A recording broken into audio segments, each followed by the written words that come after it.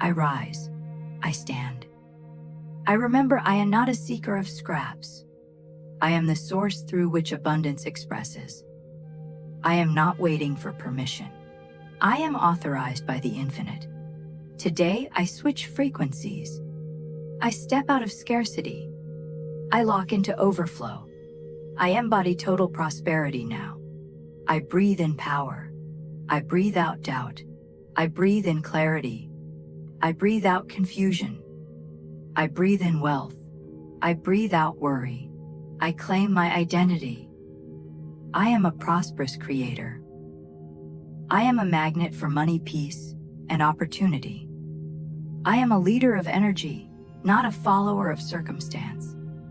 I command my mind think richly. I command my words speak boldly. I command my body move confidently. I command my energy attract continuously. I declare money is not my master, money is my instrument. Money does not control me, money obeys my clarity. Money does not define my worth. My worth is divine and unshakable. I bless the path behind me.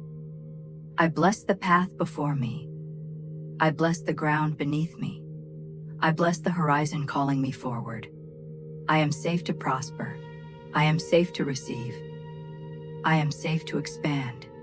I am safe to shine. I choose power over panic. I choose faith or fear. I choose flow over force. I choose divine order over doubt. I speak to the field. I am ready. I am aligned. I am available for more. Total prosperity means wealth in every direction. Money that multiplies, peace that steadies, health that strengthens, ideas that ignite, relationships that elevate, time that expands, joy that overflows. I command the gates to open. Gates of money, gates of opportunity, open now. Gates of favor, open now. Gates of creative genius, open now. Under grace. In perfect ways, without strain, without delay, I tune my voice to authority. What I bless increases. What I thank expands. What I expect appears. What I embody arrives. I am the activated answer to my own prayer. I am the living receipt of my affirmation. I am the fulfilled order of my declaration. I speak wealth and wealth listens. I speak order and order appears. I speak increase and increase responds. I release apology. I release hesitation. I release the small story. I release the old ceiling. I install a new standard. Parties my baseline. Overflow is my normal. Ease is my rhythm. Grace is my method. I bless money as it comes. I bless money as it grows. I bless money as it circulates. I bless money as it returns multiplied. I command circulation now. Every dollar I touch carries peace. Every decision I make multiplies good. Every step I take opens generous doors. I am guided. I am resourced. I am supported. I am provided for. Always. Ideas arrive on schedule. Opportunities arrive on schedule. Aligned partners arrive on schedule. Payments arrive on schedule. I step into the role of steward, not struggler. I direct money with vision, purpose, and joy. I deploy money toward healing, beauty, expansion, and rest. Money travels where I send it and comes back with friends. I bless my craft.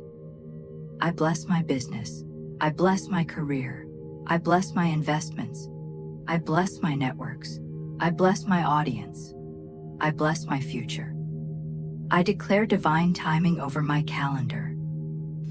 I declare divine favor over my meetings. I declare divine momentum over my launches.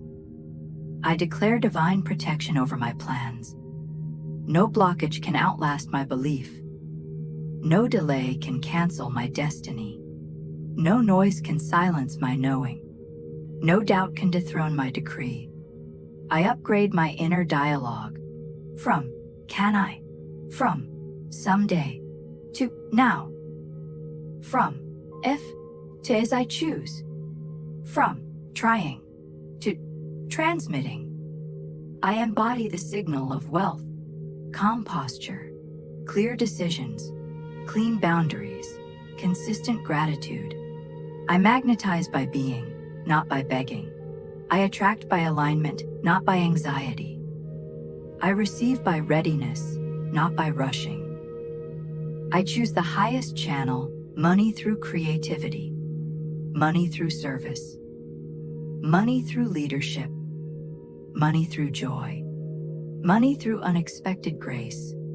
I decree fast upgrades and gentle transitions, swift solutions and simple steps, smooth negotiations and celebrated wins, honorable deals and honest dividends. I give thanks in advance. Thank you for the payments processing now.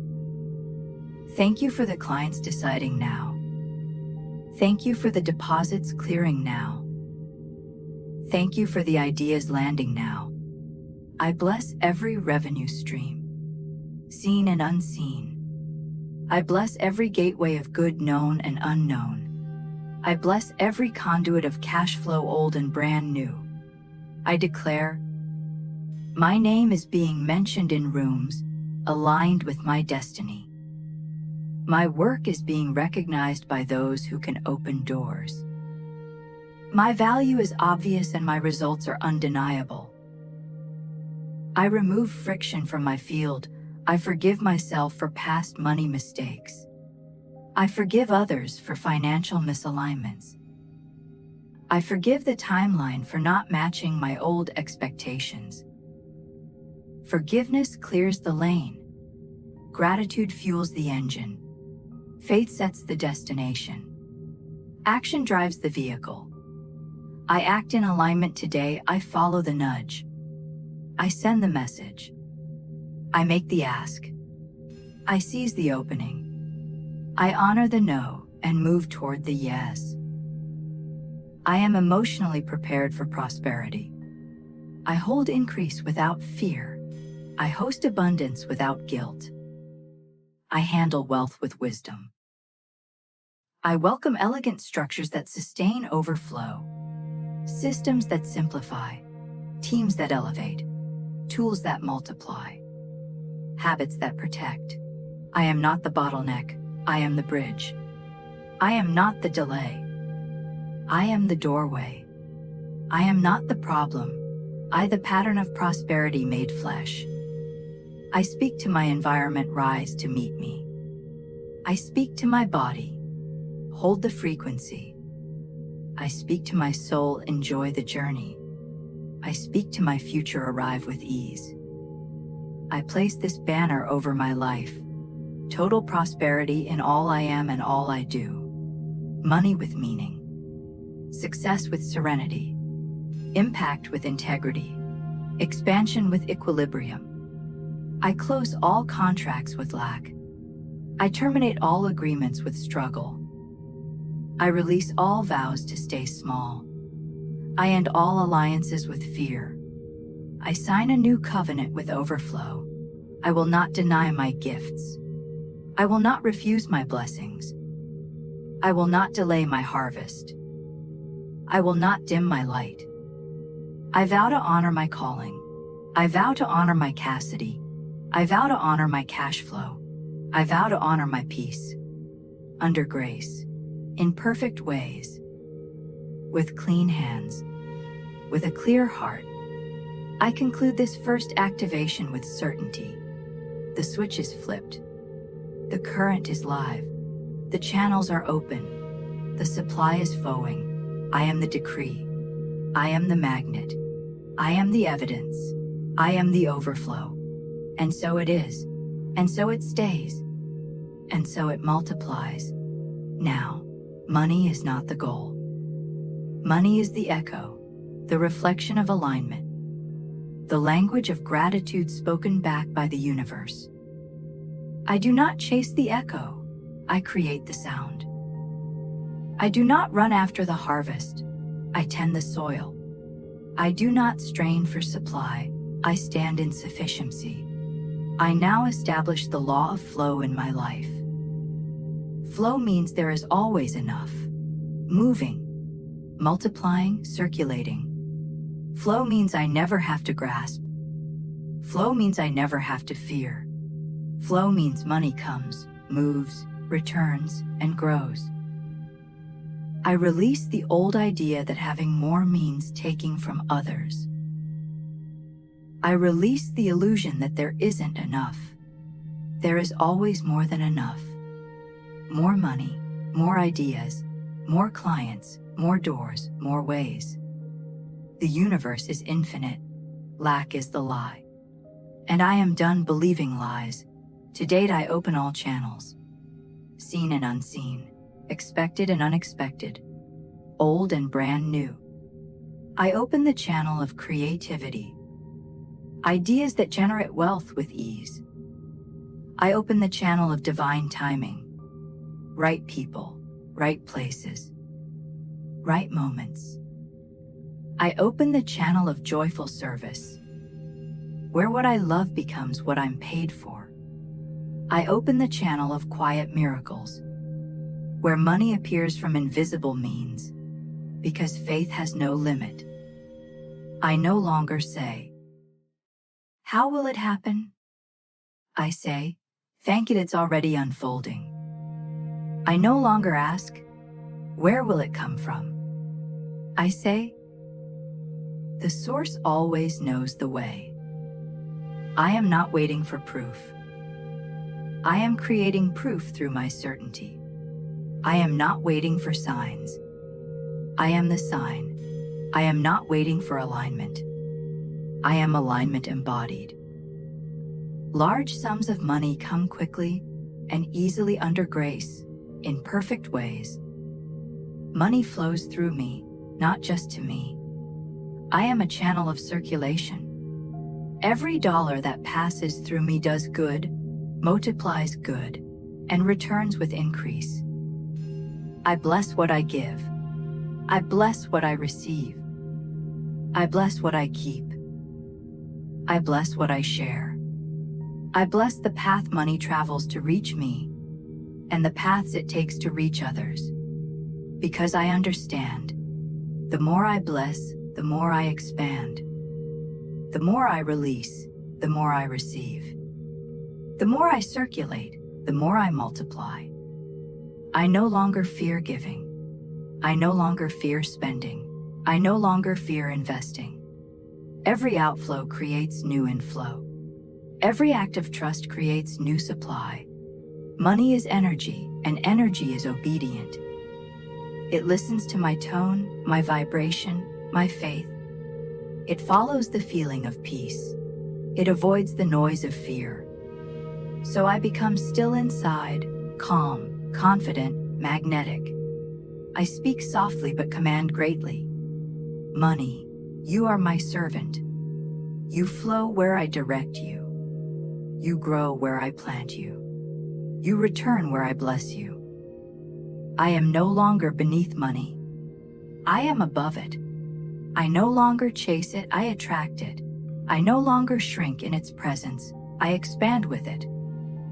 Money serves me in peace, in purpose, in power. It supports my rest, my creativity, my calling. It builds, it blesses, it beautifies. It funds dreams, fuels service, and fills lives. I am the center of divine circulation.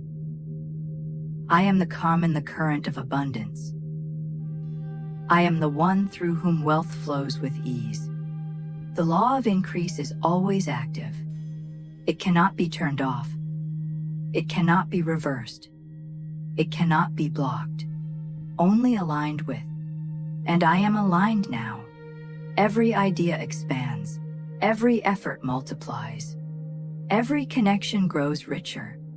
I declare that my prosperity is not seasonal. It is not luck. It is not random. It is rhythm divine, consistent, unstoppable. I live under the law of upward motion. What I give rises. What I believe expands. What I expect appears. What I appreciate multiplies. The universe keeps perfect records. No good word spoken, no seed planted. No generous act ever goes unnoticed. Every intention of love returns multiplied. Every thought of abundance calls back its reflection. I am a master of the money current. I swim with it, not against it. I direct it, not chase it. I honor it, not fear it. I am not the beggar of the universe. I am the co-creator of wealth. The moment I speak, energy moves. The moment I decree, matter rearranges. The moment I believe, money begins to find me. And it finds me now. It finds me through clients who value me. It finds me through opportunities that match me. It finds me through channels that surprise me. It finds me through favor that cannot be explained. Money is not a test, it's a teacher. It reflects how much trust I carry, not how much effort I exert. And I trust deeply now. I trust that every bill is already covered. I trust that every door I need is already open. I trust that every desire is already delivered. I am free to rest because I am backed by an infinite source. I am free to rise because I am led by divine wisdom. I am free to create because I am powered by love, not pressure. Everywhere I go, money flows. Everything I touch multiplies. Everyone I serve prospers. Everything I release returns in better form. My environment upgrades. My relationships elevate. My body strengthens. My business expands. My peace deepens. Prosperity is not a goal. It's my natural state. It's who I am when I stop pretending to be small. So I stop dimming. I stop downing. I stop delaying. I stand up in my divine economy. The universe loves to supply me because I am a faithful receiver.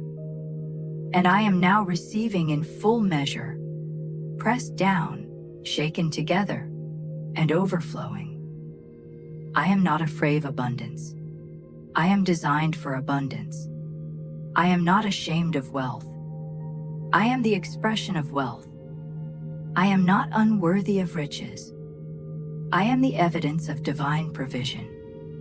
The current of prosperity flows through my veins. It hums through my home. It dances through my days. It sings through my soul. I am always provided for.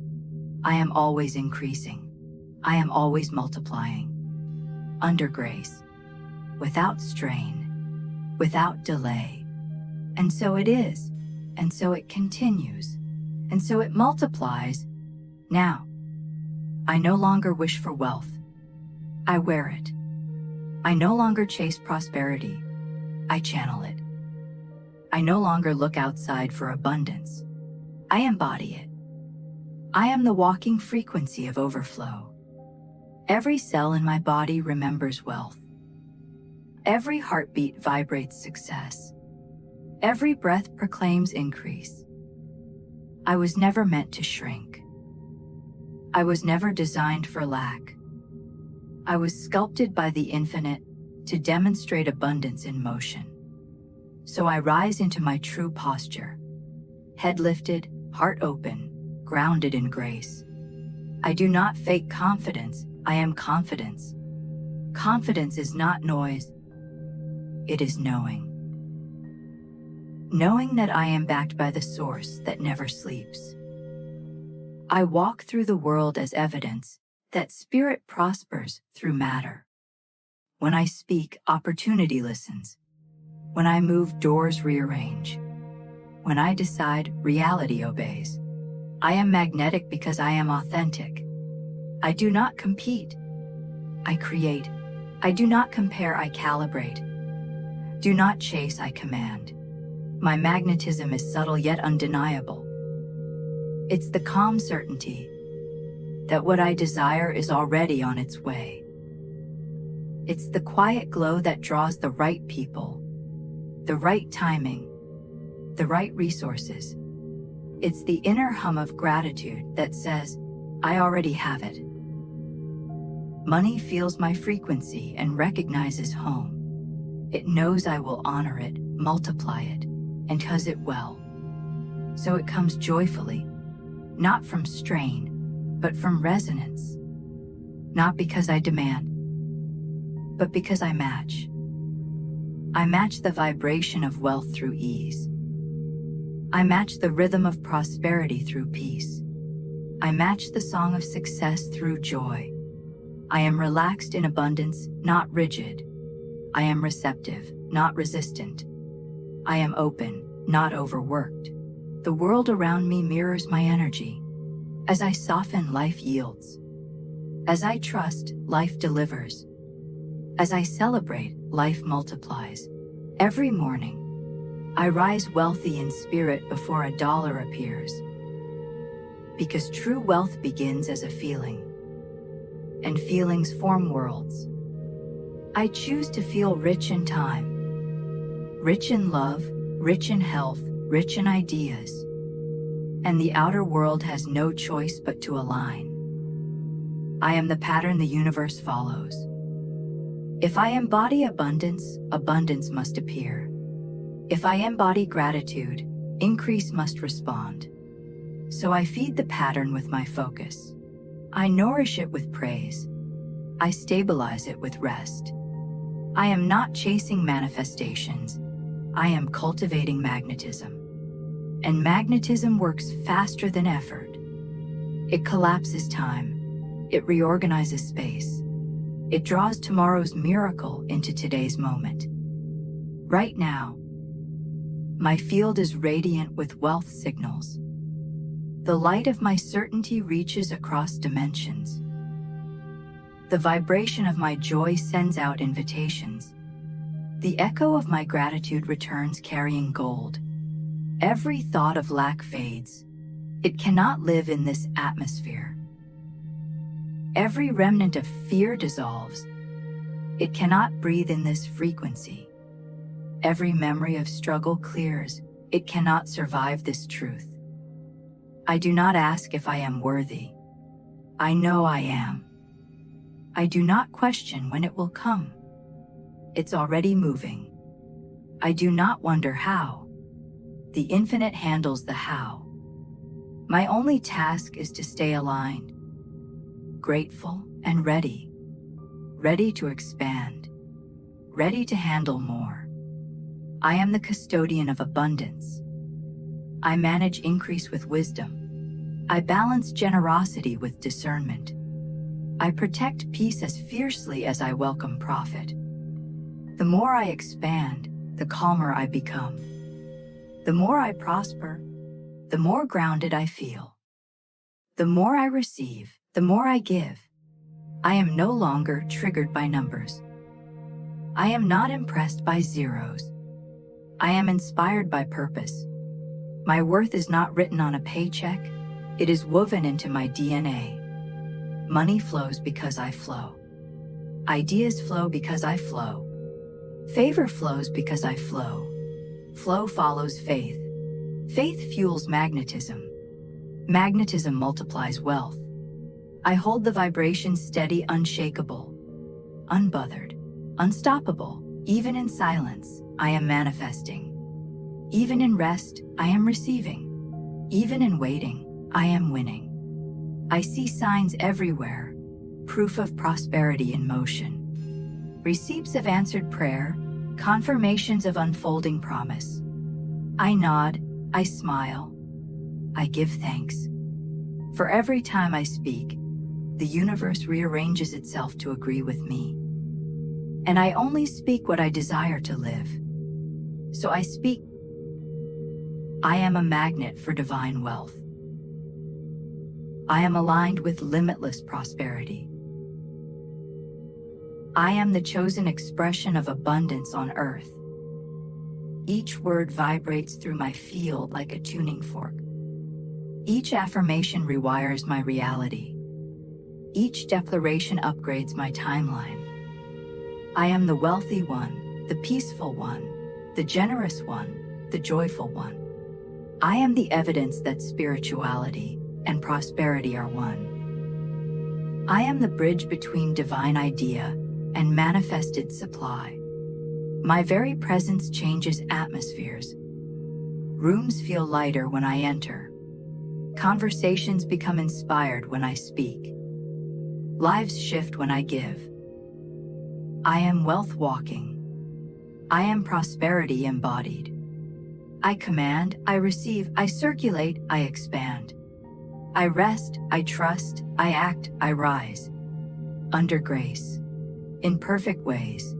Through peace. Through power. I am the identity of increase. I am the vibration of victory. I am the manifestation of divine wealth in human form. And so it is. And so it flows. And so it multiplies. Now. I now rise into the field of overflow. The realm where enough becomes more than enough. Where the cup doesn't just fill, it spills. I no longer live from balance alone. I live from bounty. I no longer ask for just enough. I expect divine excess, the extra that blesses others, funds peace, and fuels joy. Overflow is my natural habitat. I breathe it in. I walk in it. I give from it. I am not apologetic for abundance. I am responsible with it. I understand abundance is love expressed through matter. To overflow is to mirror the universe's own generosity. So I overflow in every dimension. Love overflows in my relationships. Health overflows in my body. Ideas overflow in my mind. Peace overflows in my spirit. Money overflows in my accounts. Every area rises together. None are left behind. Because true prosperity is wholeness. A harmony where every note of life rings rich and clear. I no longer isolate wealth to numbers. I define it as aliveness. Every morning, I wake rich in gratitude. Every interaction adds to my fortune. Every moment carries gold dust for the attentive heart. I do not compartmentalize miracles. I allow blessings to bleed through categories. A new friendship brings a new door. A new idea brings a new income. A moment of rest births a solution worth thousands. The current of increase touches everything I touch. When I speak, my words are charged with creative voltage.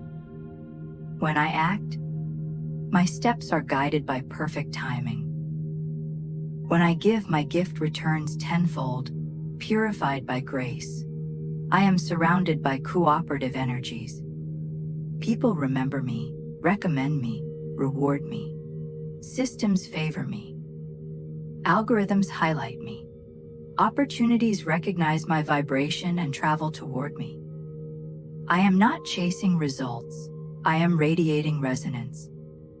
The world mirrors my internal climate, and my climate is sunshine, trust, and expansion. I live in the consciousness of overflow, no strain, no scarcity, no delay.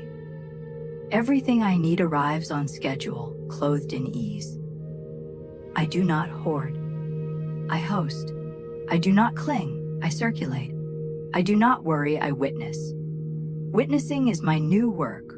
Watching miracles unfold, watching supply obey, watching abundance multiply without my interference. I release the myth of hard money.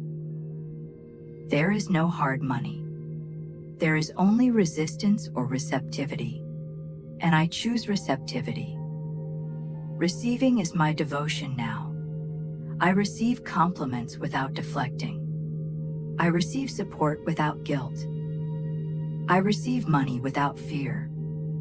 I receive guidance without hesitation. The more I receive, the more I can give.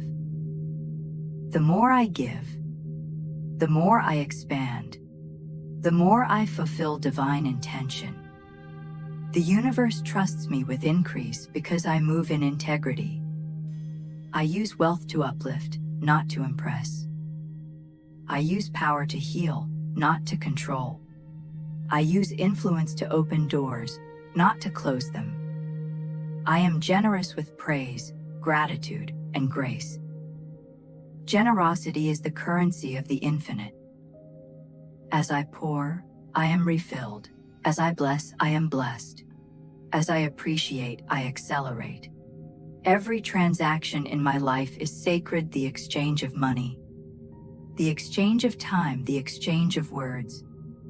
Each carries frequency, and my frequency is love multiplied. Even silence pays dividends. Even rest compounds returns. Even gratitude moves markets in my favor. I now operate under divine economics, where intention is capital, alignment is interest, and faith is liquidity. My portfolio is spiritual, my profit is inevitable. I do not hustle, I harmonize. I do not grind, I glide. I do not struggle, I synchronize. My timing is precise because I am tuned to cosmic rhythm. The moment I am ready, the door appears. The instant I decide, resources rearrange. The second I bless, the universe deposits. I trust divine timing as perfect accounting. Nothing is late. Nothing is missing. Nothing is misted. Delays are divine preparation. Pauses are prosperity marinating. Silence is wealth being woven behind the veil. So I celebrate in the meantime. I praise before proof. I dance before deposit. I rest before results. My joy is not conditional, it is causal. My gratitude is not reaction, it is creation. I no longer identify with waiting. I identify with receiving. I walk as if it's already here, because in spirit it is. And so the outer follows the inner, opportunities land in my inbox. Checks appear in my account. Invitations find their way to my door. Ideas wake me gently in the morning, whispering, "Act on me." I obey the whisper. I act on inspiration, not desperation. And the universe rewards swift faith. I no longer need permission to prosper. The decision was divine, the decree eternal. I simply align. Now, overflow becomes identity. I am the one through whom supply expresses easily, gracefully, continually. My name vibrates in harmony with abundance. My aura communicates more than enough. My life preaches prosperity without a word. I give thanks for the evidence of increase. Showing up even now, new opportunities, effortless income, peaceful expansion, surprising kindness, doors opening silently behind the scenes. I do not chase confirmation, I live as confirmation. I do not seek validation, I am validation embodied. The law of overflow is now established in my life. It governs my finances, my friendships, my future. It cannot be broken, blocked, or reversed. Under grace. In perfect way, with peace, with ease. And so it is. And so it continues. And so it multiplies. Now. I stand now in the vibration of thankfulness. The highest currency in the universe. Gratitude is my signature, my password, my key to every locked door. When I give thanks, I align with the source that never stops giving. So I begin to speak the language of completion. Thank you for the money already moving toward me. Thank you for the opportunities preparing themselves behind the curtain of time. Thank you for the unseen helpers working in silence on my behalf. Thank you for the divine ideas that drop into my mind like gold dust on the wind. Thank you for the favor that finds me before I even knock. Every thank you I release multiplies what it touches. Every word of praise calls more good into form. Gratitude is not an ending. It is ignition. It tells the universe, I am ready for more. I no longer wait to see it before I celebrate it. I celebrate because I know it is inevitable. I do not pray from lack. I praise from fullness. I do not beg for blessings. I broadcast readiness. Thank you for the overflow of wealth that fills my accounts and overflows into others' lives. Thank you for the relationships that reflect love, integrity, and joy. Thank you for my home, safe, vibrant, and filled with peace. Thank you for my body, healthy, energized, and magnetic to prosperity. Thank you for my path, guided, protected, perfectly timed. Even when I do not understand the sequence, I trust the source behind it. Even when I cannot trace the route, I trust the rhythm. Even when the manifestation seems silent, I know it is still in motion. Gratitude keeps the current open. Fear closes it. So I choose praise over panic. I choose peace over pressure. I choose faith over force. Every time I bless my current reality, I make space for a greater one. I bless my finances exactly as they are now, knowing increase is already coded into them. I bless every cent in my account. It is a seed that will multiply. I bless every expense, for it circulates money through divine order. I bless every delay, for it refines divine timing. I bless every lesson, for it teaches wealth from within. I refuse to label moments as loss. I rename them launches. I refuse to call pauses punishment. I call them preparation. I refuse to treat waiting as waste. I treat it as incubation. The law of abundance has never failed, and it will not start with me. I am the continuation of prosperity itself. It flows through me, grows through me, and shows through me. I now seal my frequency in the vibration of certainty. I no longer ask when. I affirm now. I no longer wonder how. I declare grace. I no longer hope someday. I stand in today. I am the cause, the effect is inevitable. I am the scriptwriter, the universe performs my word. I am the commander, energy obeys. So I speak with conviction, money. You are my ally. Flow to me in perfect ways. You serve my peace, my purpose, my expansion. You find me now through all channels, old, new, seen, unseen. You come multiplied, purified, and sanctified by love. Opportunities appear before me with ease. Clients recognize my value instantly. Contracts align with my integrity. Ideas arrive in divine sequence. Partners meet me in mutual growth. Every step I take is favored.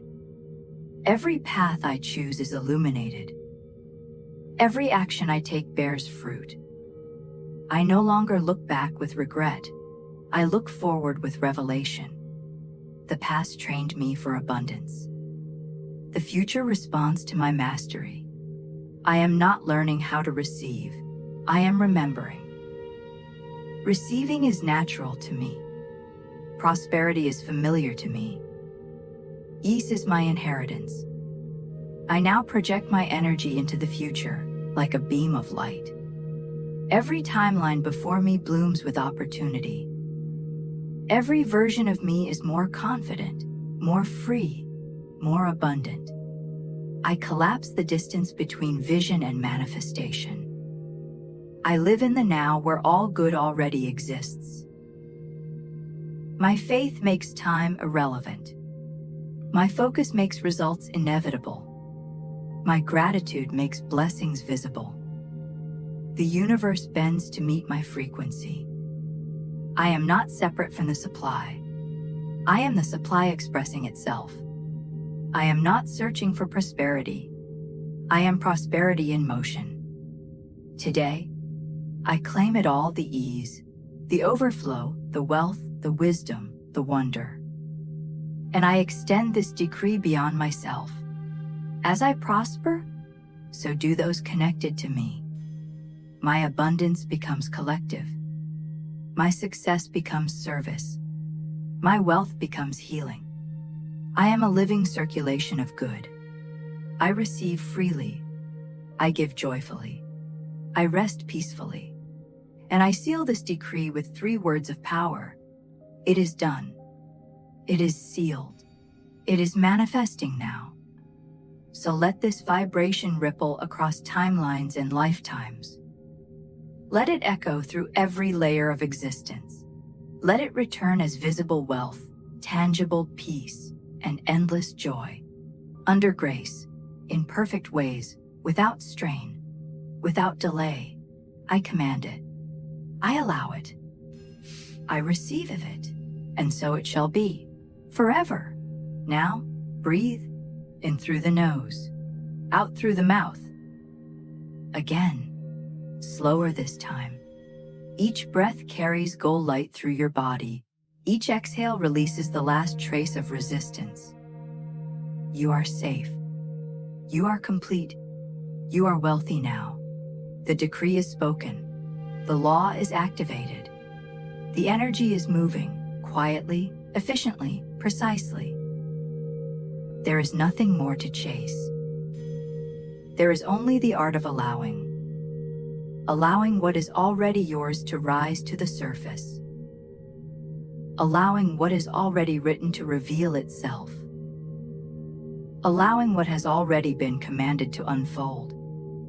This is the calm after the command, the stillness that seals creation. You are not waiting, you are receiving. You are not hoping. You are harvesting. You are not searching, you are seeing. The light that moves worlds now moves through you. The pulse that shapes galaxies now flows in your chest. The rhythm of divine order now governs your life. You are one with the source of all supply. And when you are one with source, lack becomes an impossibility.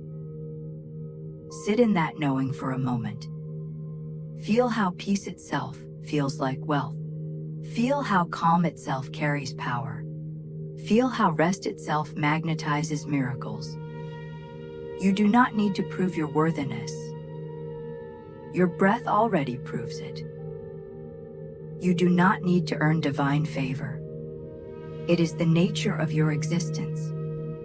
You do not need to fight for what belongs to you. It is already anchored in law. You are living prosperity. You are breathing abundance. You are glowing evidence that heaven touches earth. Now, imagine your energy field expanding around you. A soft, golden light radiating from your heart outward, growing brighter, wider, calmer. With each breath, it expands another few feet. It fills the room, the street, the sky. This is your field of fulfillment. Everything aligned with your highest good recognizes this light and moves toward it. Money, ideas, love, opportunities, all of it travels through that golden current. It cannot miss you. It cannot be delayed. It cannot be diverted. You are a beacon of divine success, and success loves to serve you. From this moment forward, you walk differently, not in rush, but in rhythm, not in scarcity, but in sovereignty. not as a seeker, but as a sender of abundance. When you wake tomorrow, say to yourself, the flow is open, the supply is steady, the blessing is constant. Let those words carry you like music through your day. When you pay a bill, bless it. When you receive income, bless it. When you think of money, smile at it like an old friend. You no longer see it as something to chase or fear. You see it as energy eager to cooperate with you. And when challenges appear, you do not crumble. You calibrate. You return to this peace, this breath, this knowing I am sourced by the infinite. Let that phrase echo in your mind. I am sourced by the infinite. It covers every situation. It answers every question. It dissolves every fear. You walk now in an atmosphere of answered prayer. The universe has heard you. The decree is alive. The abundance is real. The unfolding has begun.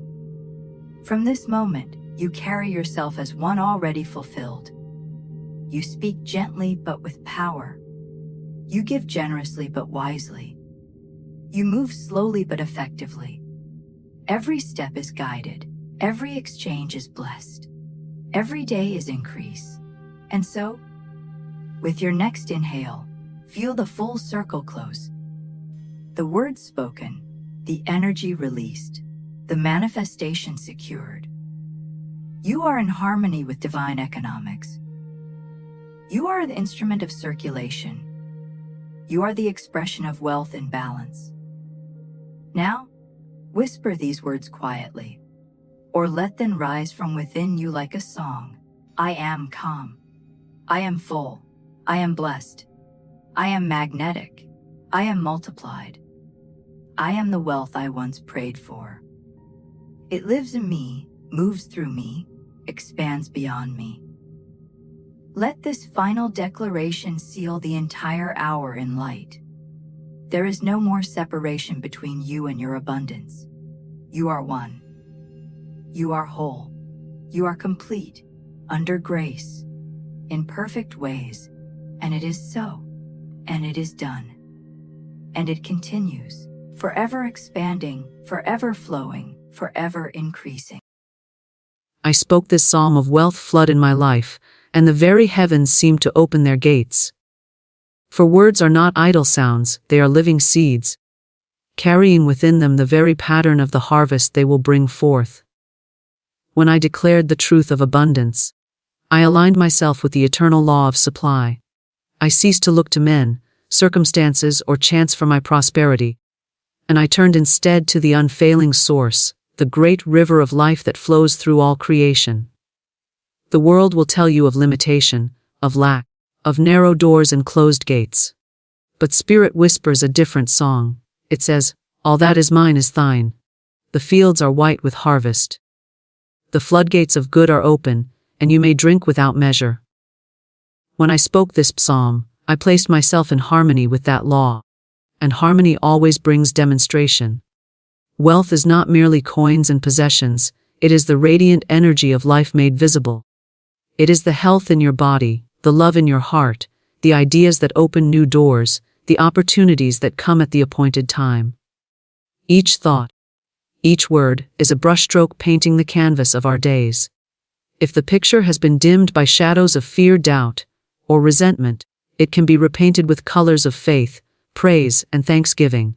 So I spoke, not in trembling hope, but in calm certainty. For the psalm of wealth is not a plea, it is a proclamation. It does not ask, it announces. It does not beg, it declares. And what is declared with conviction is written into the substance of life, and must appear. I spoke of rivers overflowing, of treasures laid up, of barns filled to bursting, and of cups running over.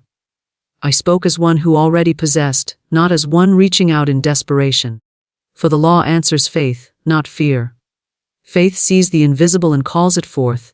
Fear clings to appearances and shuts the very door it seeks to open. Thus, the psalm of wealth flood is a song of fearless possession. I am rich in every good and perfect gift. All that I need is mine now, and more is always on the way. The moment I spoke this psalm, doors opened where there had been walls. Paths cleared where once there were thorns. What seemed impossible yesterday unfolded with ease today. For life reshapes itself around the word, and the word, when charged with truth, cannot fail. I say unto you, speak your psalm. Let your words be rivers of gold, flowing freely, without doubt or hesitation. Declare the plenty that already exists in the unseen, and watch as it floods into the seen. The wealth of life is infinite, and the flood cannot be held back when you give it voice.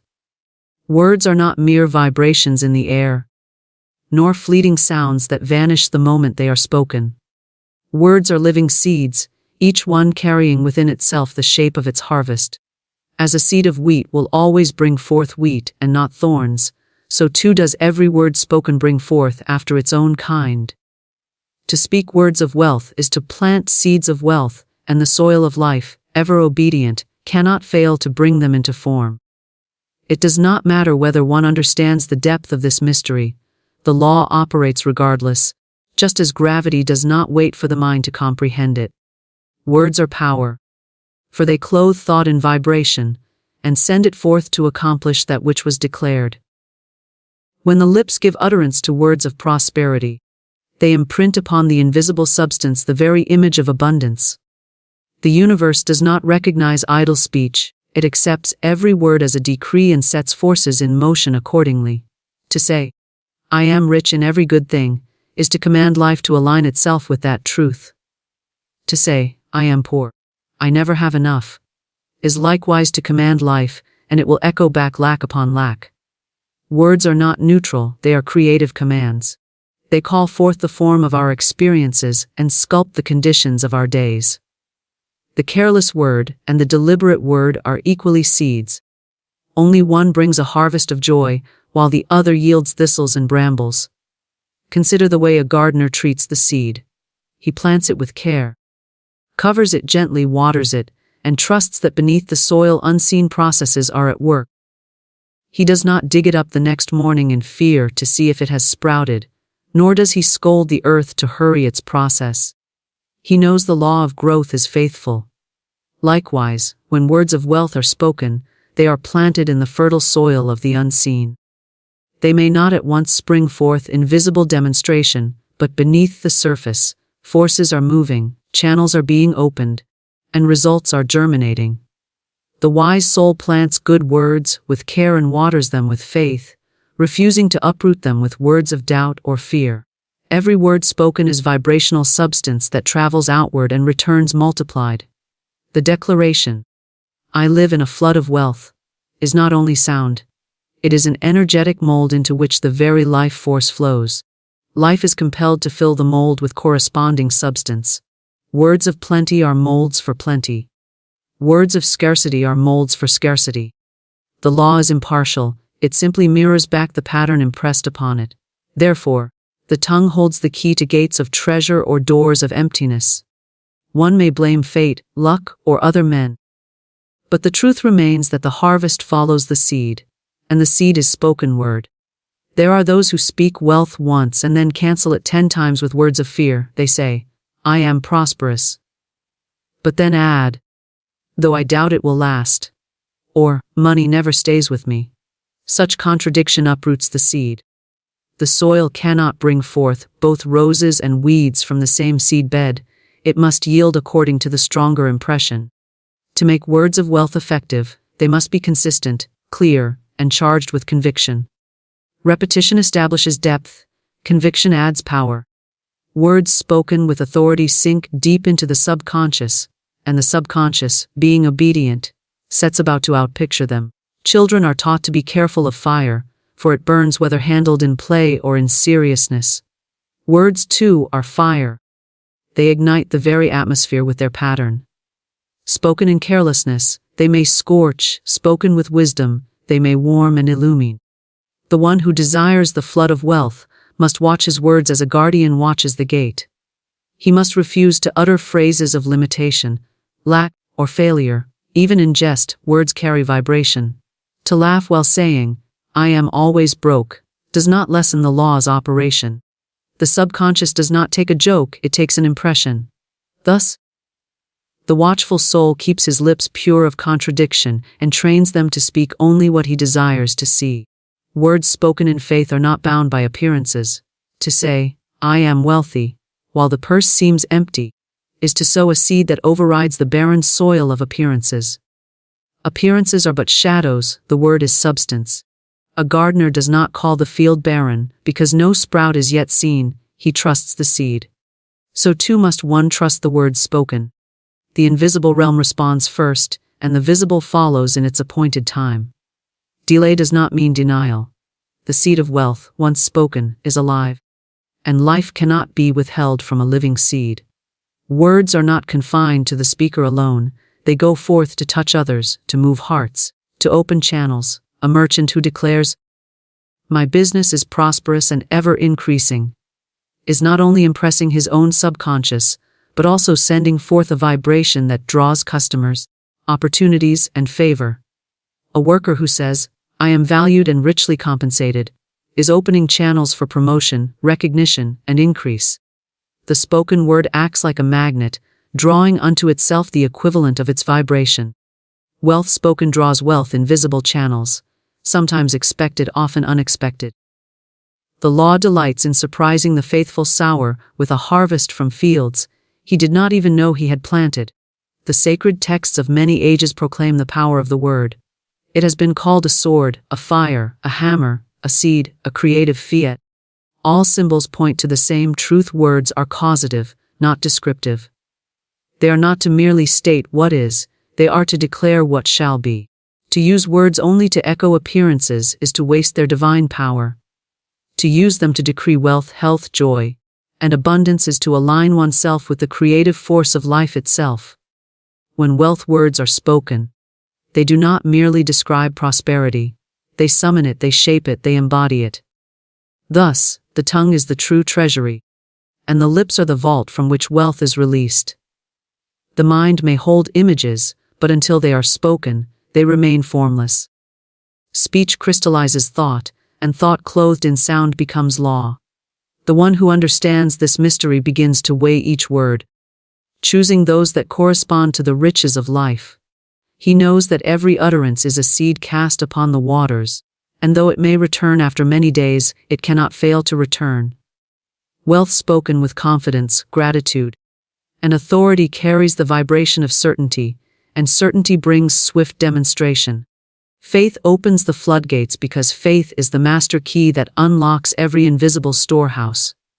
Where doubt seals the door and fear bars the way, faith removes all barriers and swings wide the gates of abundance. Faith is not wishful thinking nor trembling hope. It is the calm assurance that what is unseen is more real than what is seen, that the eternal supply is present and waiting to pour forth at the spoken word. Faith does not consult appearances. It commands appearances to align with truth. To live in faith is to walk already in possession, to speak as one who already has, to act as though the blessing were now, not tomorrow. The floodgates answer only to this authority, and when faith is present, they cannot remain shut. Faith is not earned, bought, or borrowed, it is awakened. It is the inner knowing that there is a power greater than appearances, and that this power responds unfailingly to right thought, right word, and right expectation. Faith is the inner eye that sees rivers of gold flowing though the outer world shows desert sands.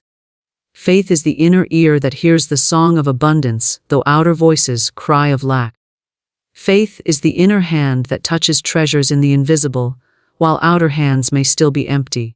To cultivate such faith is to place oneself in direct alignment with the law of supply, and the law, being exact, must pour forth its flood. The one who wavers, who says in one breath, "I am prosperous," and in the next sighs, "But I see no increase," is like a man who opens the floodgate one moment and slams it shut the next. Water cannot pour through a gate that is constantly opening and closing. The stream of wealth requires constancy, and constancy is born of faith. Faith holds steady though appearances contradict. Faith continues to speak plenty though pockets appear light. Faith persists in praise though the harvest has not yet appeared above ground. The flood waits on this constancy. For the law of supply responds to unwavering conviction. It is not great effort that opens the floodgates but great trust. Many strive and labor anxiously, thinking they must force results, and in their striving they tighten the very channel through which abundance longs to flow. Faith is rest in action. It works without strain because it knows. The farmer does not wrestle with the soil to make his seeds sprout, he trusts the process. So too does faith trust the unseen processes of life. When words of wealth are spoken with faith, they are released into the substance of life like seeds into the soil. Faith waters them daily with thanksgiving, and the floodgates open in due season. The language of faith is declaration. Faith says, I already have, while fear says, I hope someday I might. Faith says, the doors are open, while fear says, I wonder if they will open. Faith speaks as though the thing desired is already accomplished. For in truth it already is in the invisible. The invisible is the mother of the visible, and what exists there must take form here when faith calls it forth. To speak without faith is to utter empty words. To speak with faith is to decree, and the decree becomes law. Faith charges words with the authority of command, and life rushes to obey. Faith does not measure the size of the flood by the size of the visible channel. Faith knows that channels expand as the flood pours. Many shrink their requests because they measure by appearances. I could never receive that much, or it seems too large for me. Such limitation shuts the gates. Faith says, there is no limit to supply, and channels will open to meet the size of my declaration. Faith asks boldly and receives without apology. The flood of wealth is infinite, and faith knows no request can exhaust it. Every great demonstration of prosperity begins with a step of faith.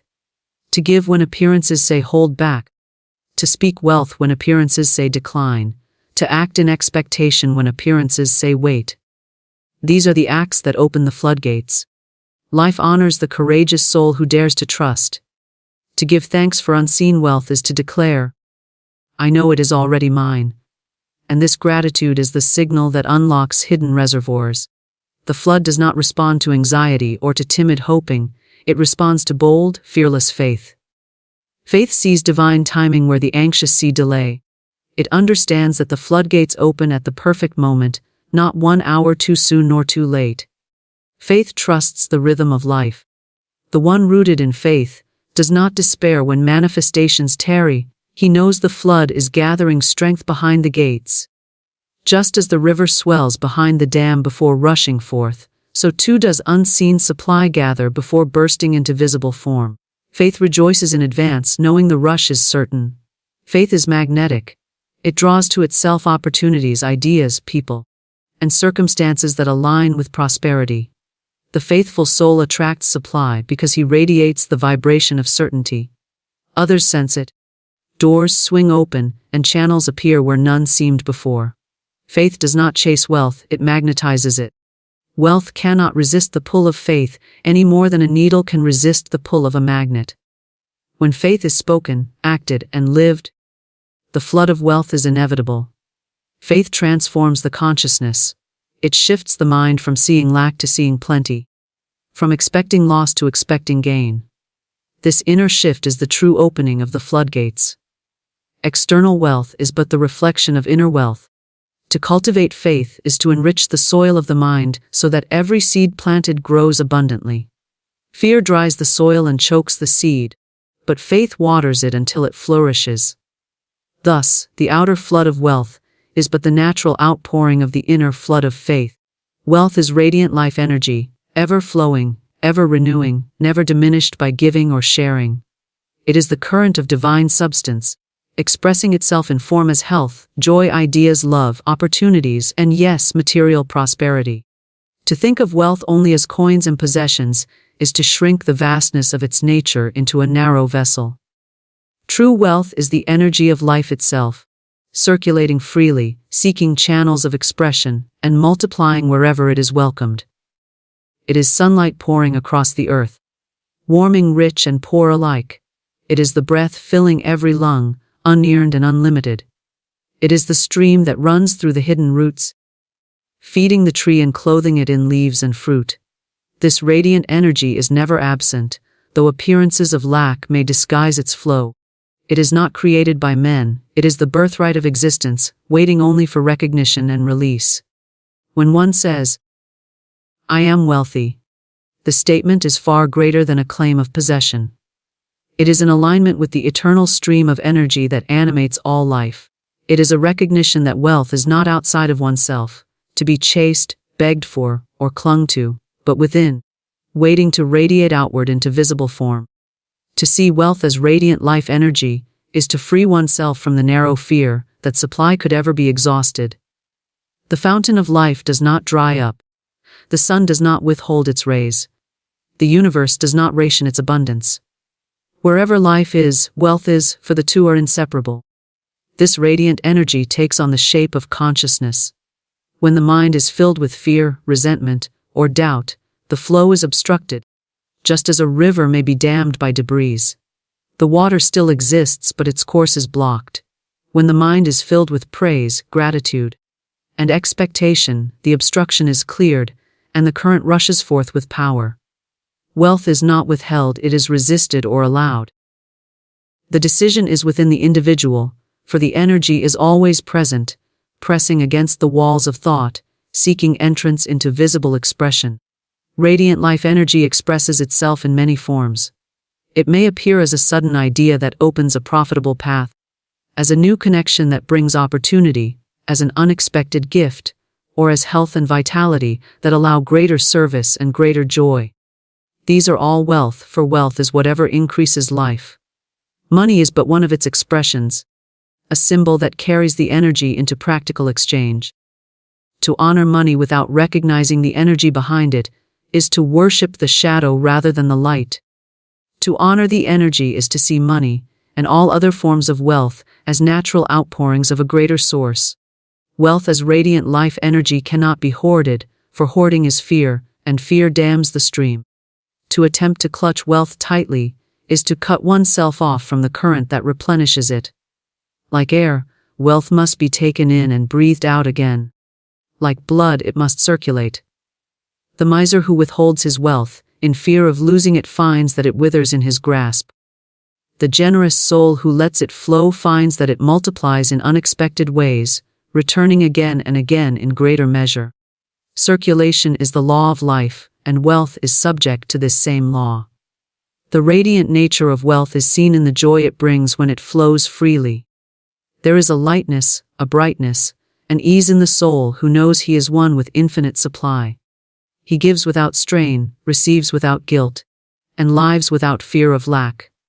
His very presence radiates assurance, and others are drawn to him, for they sense the energy flowing through him.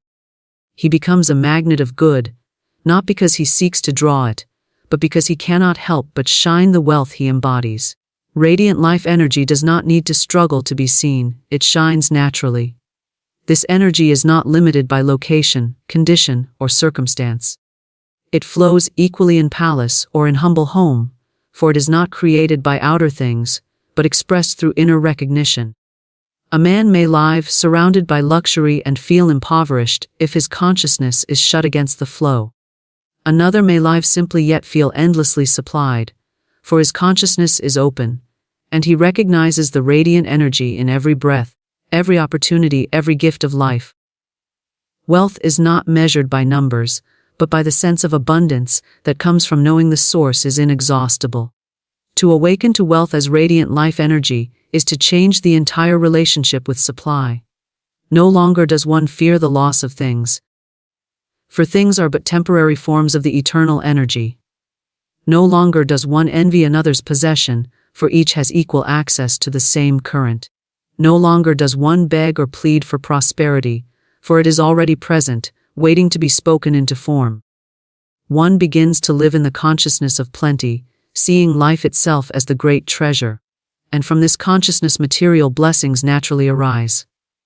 This radiant energy is increased by joy, magnified by gratitude, and accelerated by love. Joy opens the heart and the current flows faster.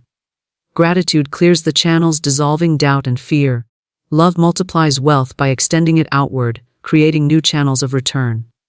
Every smile, every kind word, every act of generosity sends out radiant energy, and the universe returns it pressed down and running over. Thus, wealth is not something to be acquired, but something to be expressed. The more it is expressed, the more it grows, for it is infinite in its nature.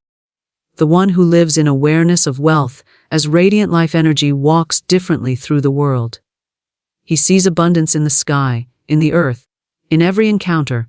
He expects good at every turn, for he knows the energy cannot fail to manifest in form.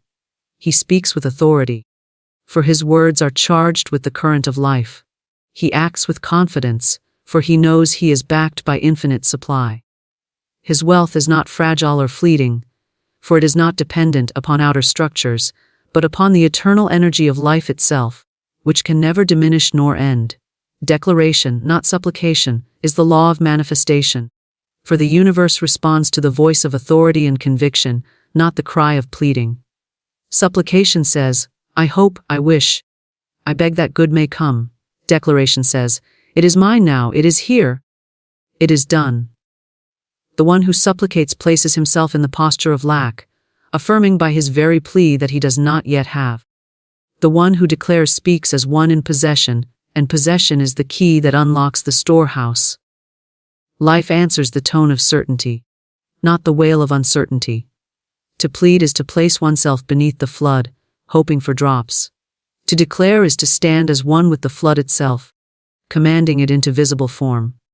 When one understands the creative power of words, one no longer prays in the language of want, but in the language of fulfillment. Declaration does not ask for supply to come. It affirms that supply already is. Declaration does not stretch hands outward in hope of receiving, it radiates the certainty of already having. Supplication comes from the shadow of fear, declaration from the light of faith.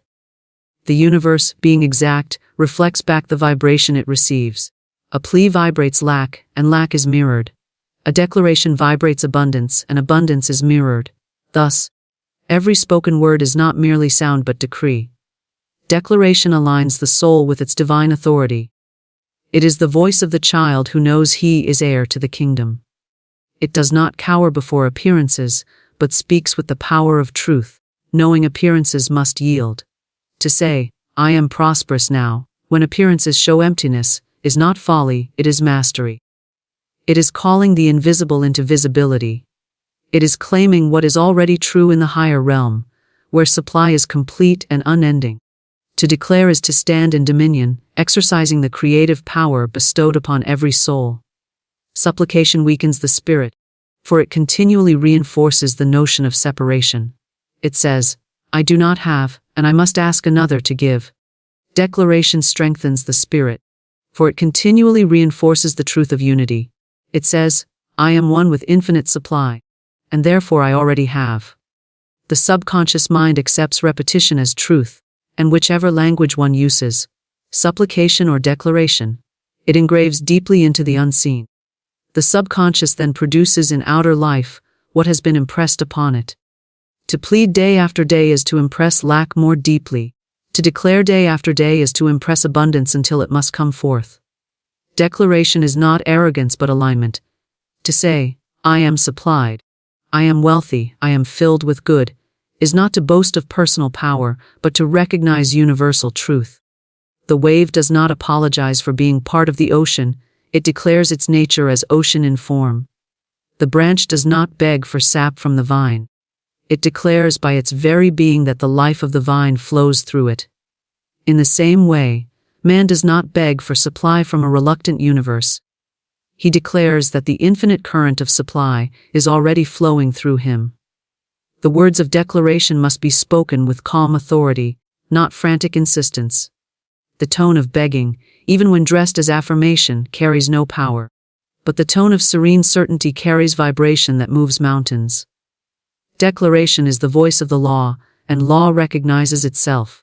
When the judge declares, this is the verdict, the court obeys. When the soul declares, this is my supply, life obeys. The authority comes not from the human self alone, but from the alignment with the divine principle of abundance. To declare is to allow that principle to speak through the lips, and its word cannot return void. Supplication leaves the one who prays in the energy of waiting. Waiting stretches time and postpones fulfillment. Declaration collapses time and brings fulfillment into the now. For in truth, all good is already present, only recognition brings it into form. To say, "Someday I may be prosperous," is to push prosperity endlessly into the future. To say, "I am prosperous now," is to draw it into manifestation. The floodgates do not open tomorrow, they open now. Declaration plants the word in the soil of the present, where alone growth can occur. Declaration requires persistence. A single statement may plant the seed, but repetition waters it until it grows strong. The mind must be trained to speak in the language of possession rather than lack. Old habits of supplication may arise, whispering doubt and begging for signs. But each time the soul returns to declaration, it strengthens the new pattern.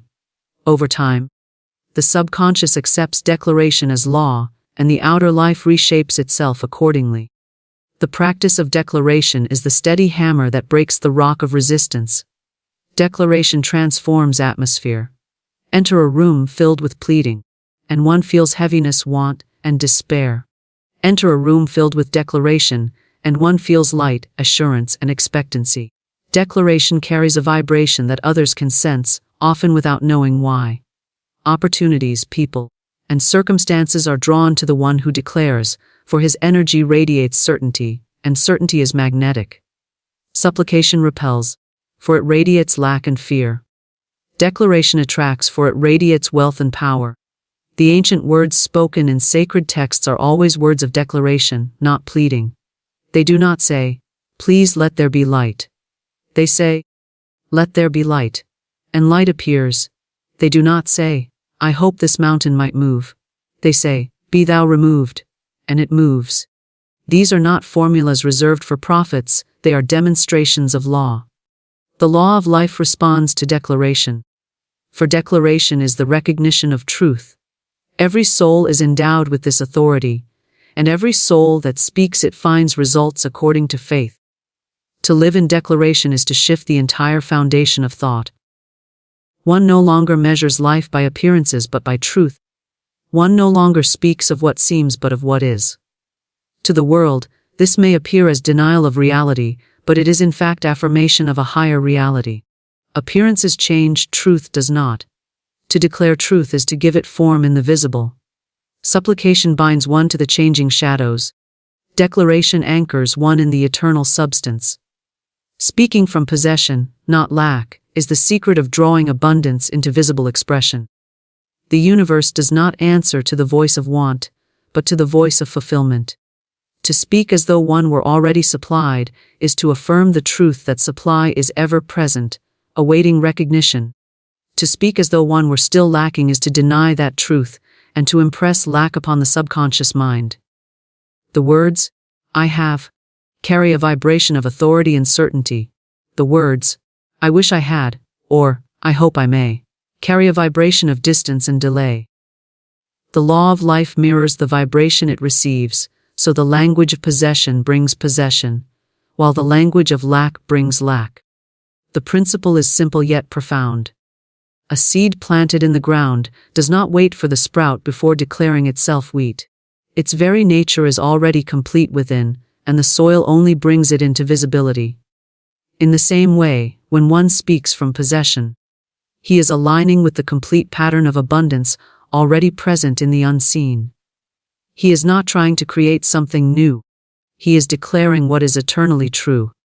This recognition allows the invisible to become visible, for the subconscious mind accepts the declaration as fact and sets into motion the chain of events that reveal it. When one says, "I am rich in every good and perfect gift," even though the purse may appear empty, he is not lying but declaring the higher reality that precedes appearances. Appearances are but the shadow of past beliefs, while words of possession shape the future. To speak from lack is to bind oneself to the shadows of yesterday. To speak from possession is to call forth the dawn of tomorrow. The words do not describe, they decree.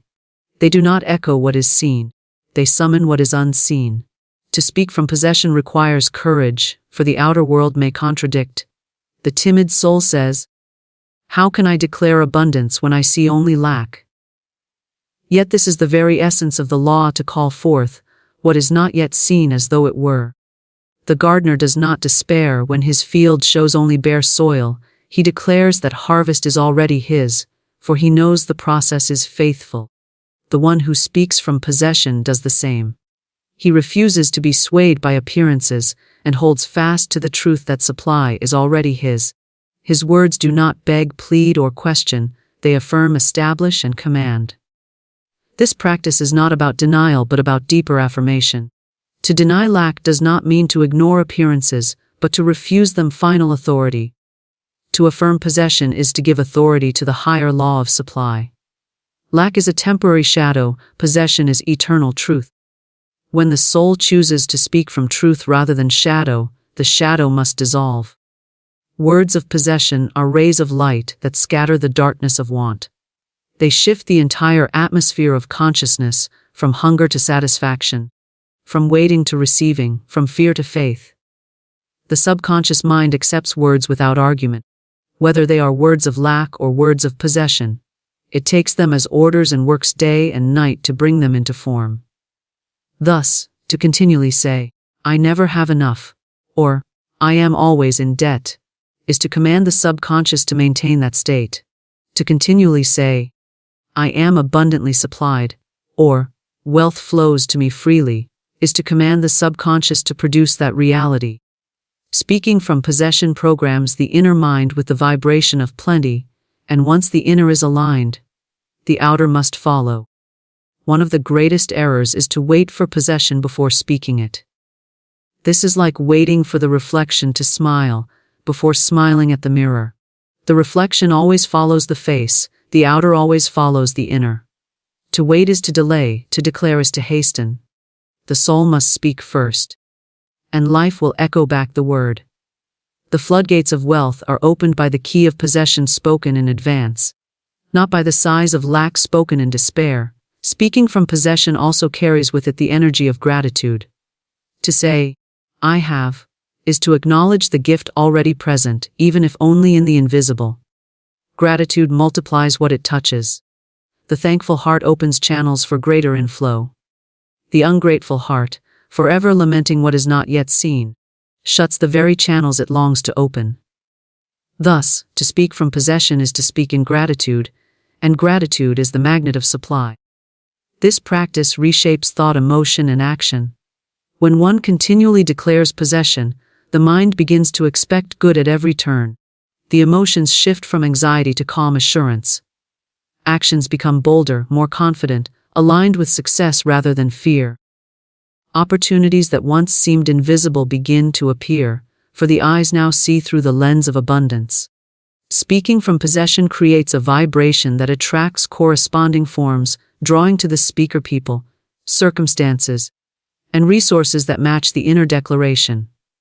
The world often teaches the opposite, urging souls to focus on what is missing, to complain of what is absent, to justify fear with appearances.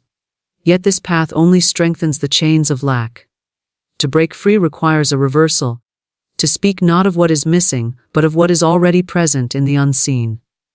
This reversal may feel unnatural at first, for habit pulls toward the language of want. But with persistence, the new language becomes natural, and the soul begins to breathe in the atmosphere of abundance as easily as air. The shift from lack to possession is also a shift from begging to authority. When one begs, he places himself below, as though supply were distant and reluctant. When one declares possession, he stands as heir, recognizing his unity with the source. This shift changes the posture of the soul, lifting it from fear to faith, from weakness to strength. The one who speaks from possession does not tremble before life, he commands life. He does not wait for doors to open. He walks as though they already are, and they yield to his step. Every word spoken is a seed, and the harvest depends on whether the seed is lack or possession. A field sown with lack can only yield want. A field sown with possession must yield plenty. The lips are the sower and the world is the field. Day by day, word by word, the crop is determined. To sow possession continually is to guarantee a harvest of abundance. The law is exact, and it cannot fail. Doors open through fearless words because fear closes every path and faith-filled speech clears them. Fearful words are vibrations of resistance. They declare obstacles, they emphasize impossibility, and they paint pictures of defeat upon the canvas of life. When the lips speak fear, the mind is enslaved by limitation, and the subconscious is programmed to expect barriers. But fearless words carry a current that dissolves resistance. They are the voice of courage, they are the command of truth, and they align with the great law of freedom. Fearless words are not careless. They are not reckless. They are words that know their power and stand upon eternal law rather than shifting appearances. When one says with conviction, "Every door I need is open now," he is not asking for doors to open, he is declaring their openness. This declaration sends forth a vibration that creates alignment in the unseen. The energy of fear might see a door closed and sigh, "I can never enter." But fearless words say, "This door is open for me." And in that vibration, channels are created, helpers appear, ideas arise, and ways are made where there seem to be none.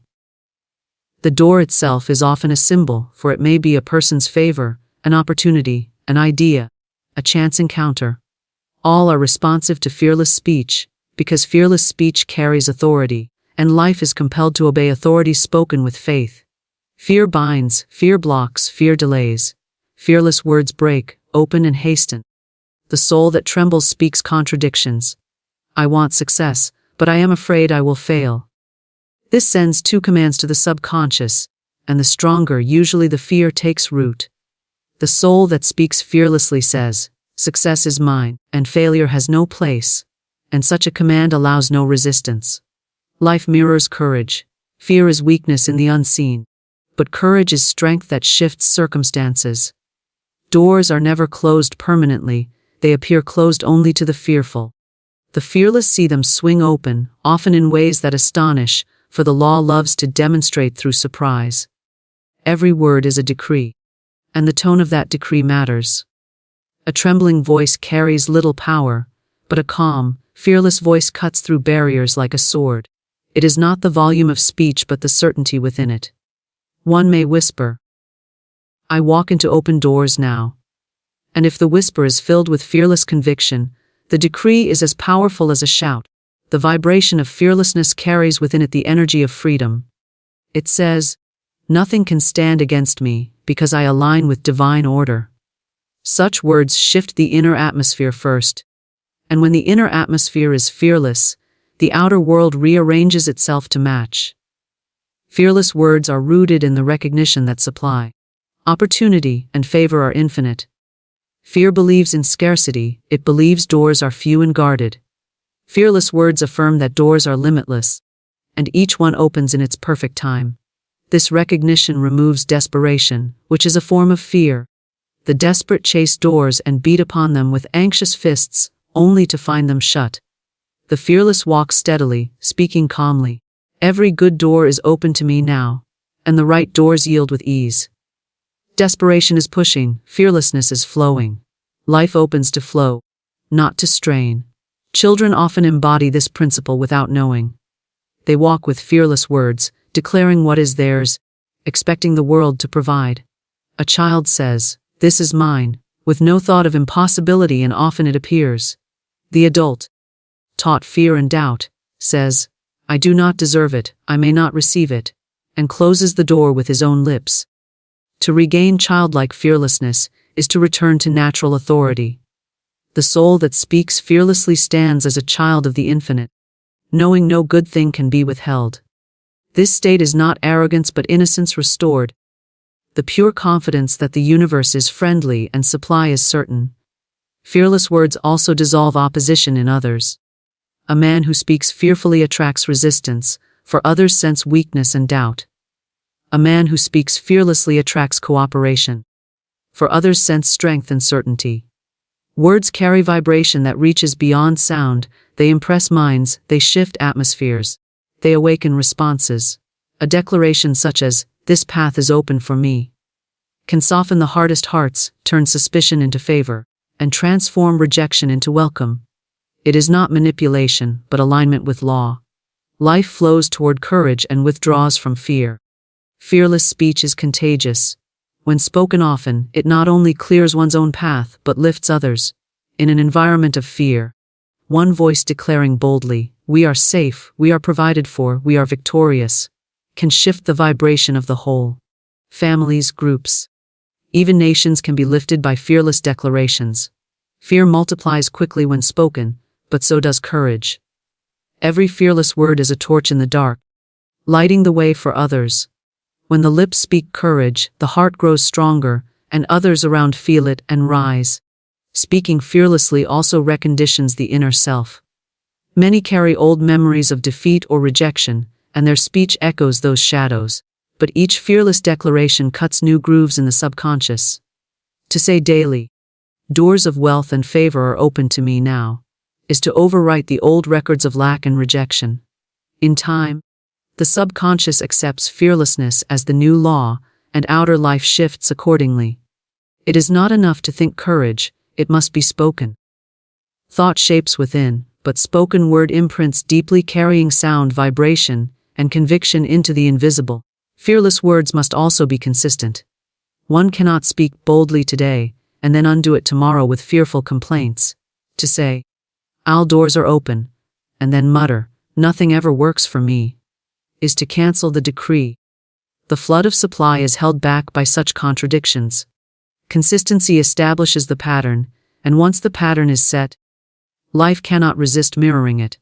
The soul that watches his words carefully, allowing no fearful contradiction to pass his lips, soon lives in a world where doors swing open continually. There is also a joy that comes with fearless words. Fear weighs the spirit with heaviness, but courage lifts it with lightness. To declare boldly, "I walk in wide open spaces," is to breathe freedom even before the manifestation appears. This joy itself is magnetic, attracting opportunities, for joy is the fragrance of fearless faith. Many doors open not because of strategy or force, but because of the atmosphere carried by the fearless soul. His words radiate confidence and joy, and doors cannot resist opening to such energy. Infinite supply flows into form, because the nature of life is unending abundance. The universe is not a closed system of limited portions to be divided among the deserving and undeserving. It is an inexhaustible wellspring that renews itself endlessly. Just as the ocean does not fear depletion when countless waves rise upon its surface, supply does not diminish when it pours itself into form. The same substance that formed galaxies, stars, and worlds is the substance that shapes prosperity, opportunities, ideas, and blessings. To understand this truth is to release fear, for fear believes in scarcity while truth reveals the endlessness of supply. Infinite supply waits only for recognition, and recognition is given through thought, word, and expectation. The unseen is the reservoir from which all visible form arises. Ideas are born in silence before they are spoken, buildings exist in imagination before they are built, inventions appear in mind before they take shape in matter. This same law governs abundance. Wealth is present in the invisible before it shows in the visible. Infinite supply is the raw substance of creation, moving ceaselessly, pressing against the walls of thought, ready to clothe itself in whatever mold consciousness provides. When one molds with fear and limitation, the flow into form is restricted, appearing as lack. When one molds with faith, gratitude, and certainty, the flow is unhindered, and supply appears in overflowing measure. The river does not ask permission to flow, it follows its channel naturally. Infinite supply flows in the same way, seeking channels through which it may express. Consciousness provides the channel, and words deepen or narrow its course. A narrow channel of fearful thought allows only a trickle, a wide channel of fearless declaration allows a flood. The supply itself is not limited, only the channel determines how much may be seen. To say, "There is never enough," is to narrow the channel. To say, "There is infinite supply for me now," is to widen it. The law responds not to wishful longing but to clear recognition. Nature itself demonstrates the principle. The tree does not ration its leaves, the flowers do not count their petals sparingly. The stars are not placed in small numbers, nor does the sky withhold its light. Everywhere in creation is the stamp of abundance. Scarcity is not natural. It is an illusion formed by restricted thought. Infinite supply is the law of life, as natural as breath. One inhales, and there is always more air for the next breath. One drinks from a spring, and the water continues to flow. Supply is not exhausted by use. It increases in circulation. When wealth is allowed to flow freely, it multiplies. When hoarded in fear, it stagnates. The law of life is movement, and movement ensures increase. Supply flows into form through expectation. The one who expects little receives little, not because supply is small, but because he has formed only a small vessel. The one who expects much receives much, for he has prepared a greater vessel. Expectation is faith in motion, and faith is the magnet that draws unseen supply into visible channels. To live in continual expectancy is to live in the certainty that doors will open, ways will be made, and blessings will appear. Infinite supply cannot flow into an atmosphere of doubt, for doubt is a closed vessel. It cannot flow into fear, for fear is a broken vessel. It flows naturally into faith, for faith is an open vessel waiting to be filled. Infinite supply takes on form in endless ways. It may appear as money, but it may also appear as new ideas, creative inspiration, healing strength, opportunities, relationships, or resources. It always takes the form most suited to the need. Sometimes it arrives through channels expected, and other times through means that astonish. It is never confined to one source, one person, or one method. To say, my supply comes only through this job, this person, or this path, is to limit the infinite. To say, my supply is infinite, and it comes through many channels, is to allow freedom. The form is flexible, the substance is eternal. The practice of opening to infinite supply requires a shift of consciousness from ownership to stewardship. Ownership clutches and fears loss. Stewardship receives and circulates, knowing the source is inexhaustible. The steward recognizes that he is not the origin of supply, but the channel through which it flows. This realization frees him from anxiety, for he no longer depends upon his own effort alone, but upon the infinite stream that supports all. Effort is still made, but it is guided, energized, and multiplied by the flow of supply. To live as steward is to live in trust, confidence, and peace. Gratitude is the magnet that draws more of this supply into visible form. To give thanks for what is seen and unseen is to recognize the infinite already present. Gratitude says, I have, and this recognition widens the channel. Complaining says, I lack, and this narrows the channel. The grateful soul finds increase everywhere, for his recognition calls it forth. The ungrateful soul finds decrease, for his blindness shuts the flow. Infinite supply does not cease, it is only the individual channel that determines whether it is visible or hidden. Gratitude polishes the channel until it shines, and the flow rushes through without hindrance. Infinite supply also flows in proportion to courage. Fear is resistance, courage is release. To step boldly into action, trusting that supply will meet the need, is to set the law in motion. Many wait for visible proof before moving, and in waiting they delay the flow. Those who act with faith, declaring, supply is here now, find doors opening as they walk. The act of courage is itself a signal to the universe, and the universe responds with corresponding flow. Infinite supply is attracted to courage because courage mirrors its own expansive nature. To understand infinite supply is to dissolve envy and competition.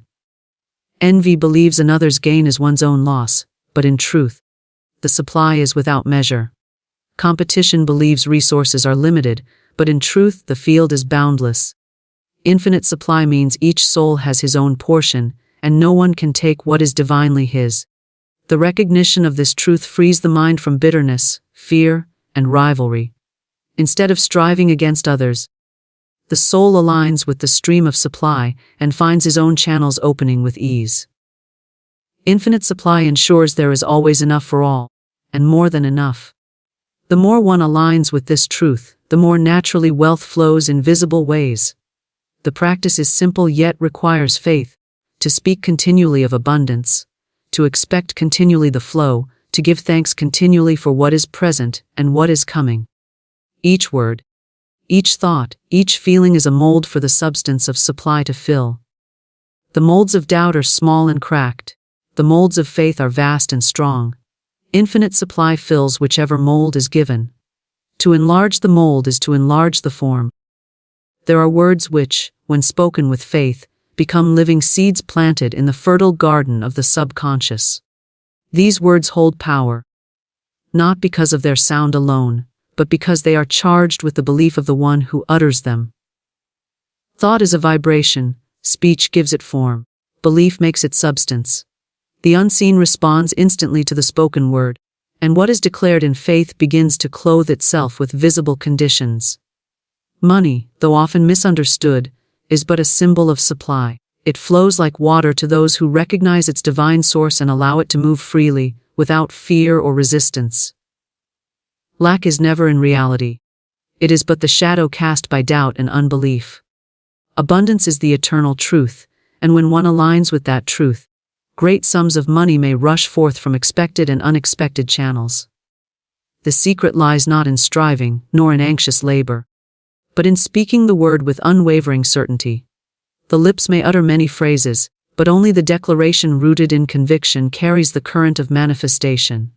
To say it once, just once, with the full force of faith, is to set in motion the invisible machinery that brings wealth into form.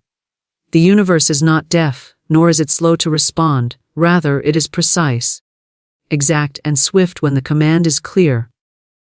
One must stand as if already in possession, speaking as the owner of riches rather than the seeker of them.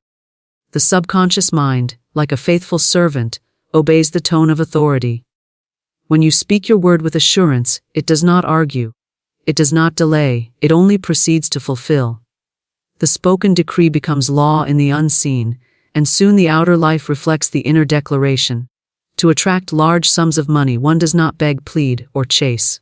These actions only affirm lack. Instead, one must recognize that money is an obedient messenger, ready to serve its rightful master. It comes to those who speak to it as to a trusted friend, with confidence, with certainty, and with love. Fear chases it away, faith calls it near. The one who says the word once, with the fire of absolute belief, does not need to repeat it in desperation.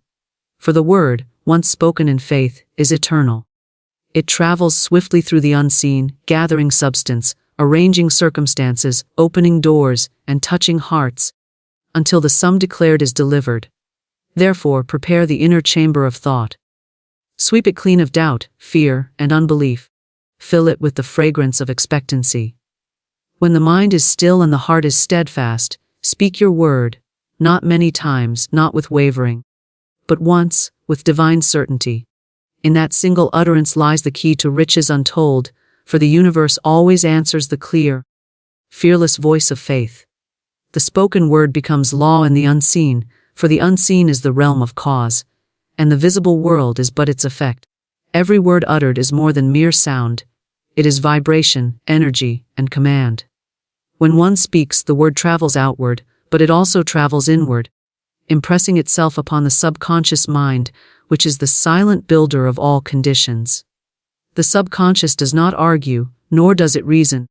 It only accepts the vibration impressed upon it. Therefore, when words are spoken with authority and faith, they pass beyond the surface mind and become the decree that the unseen forces obey.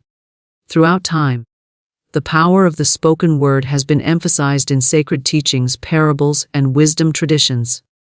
In the beginning, creation itself was called forth by a word. This is no idle poetry but a profound truth.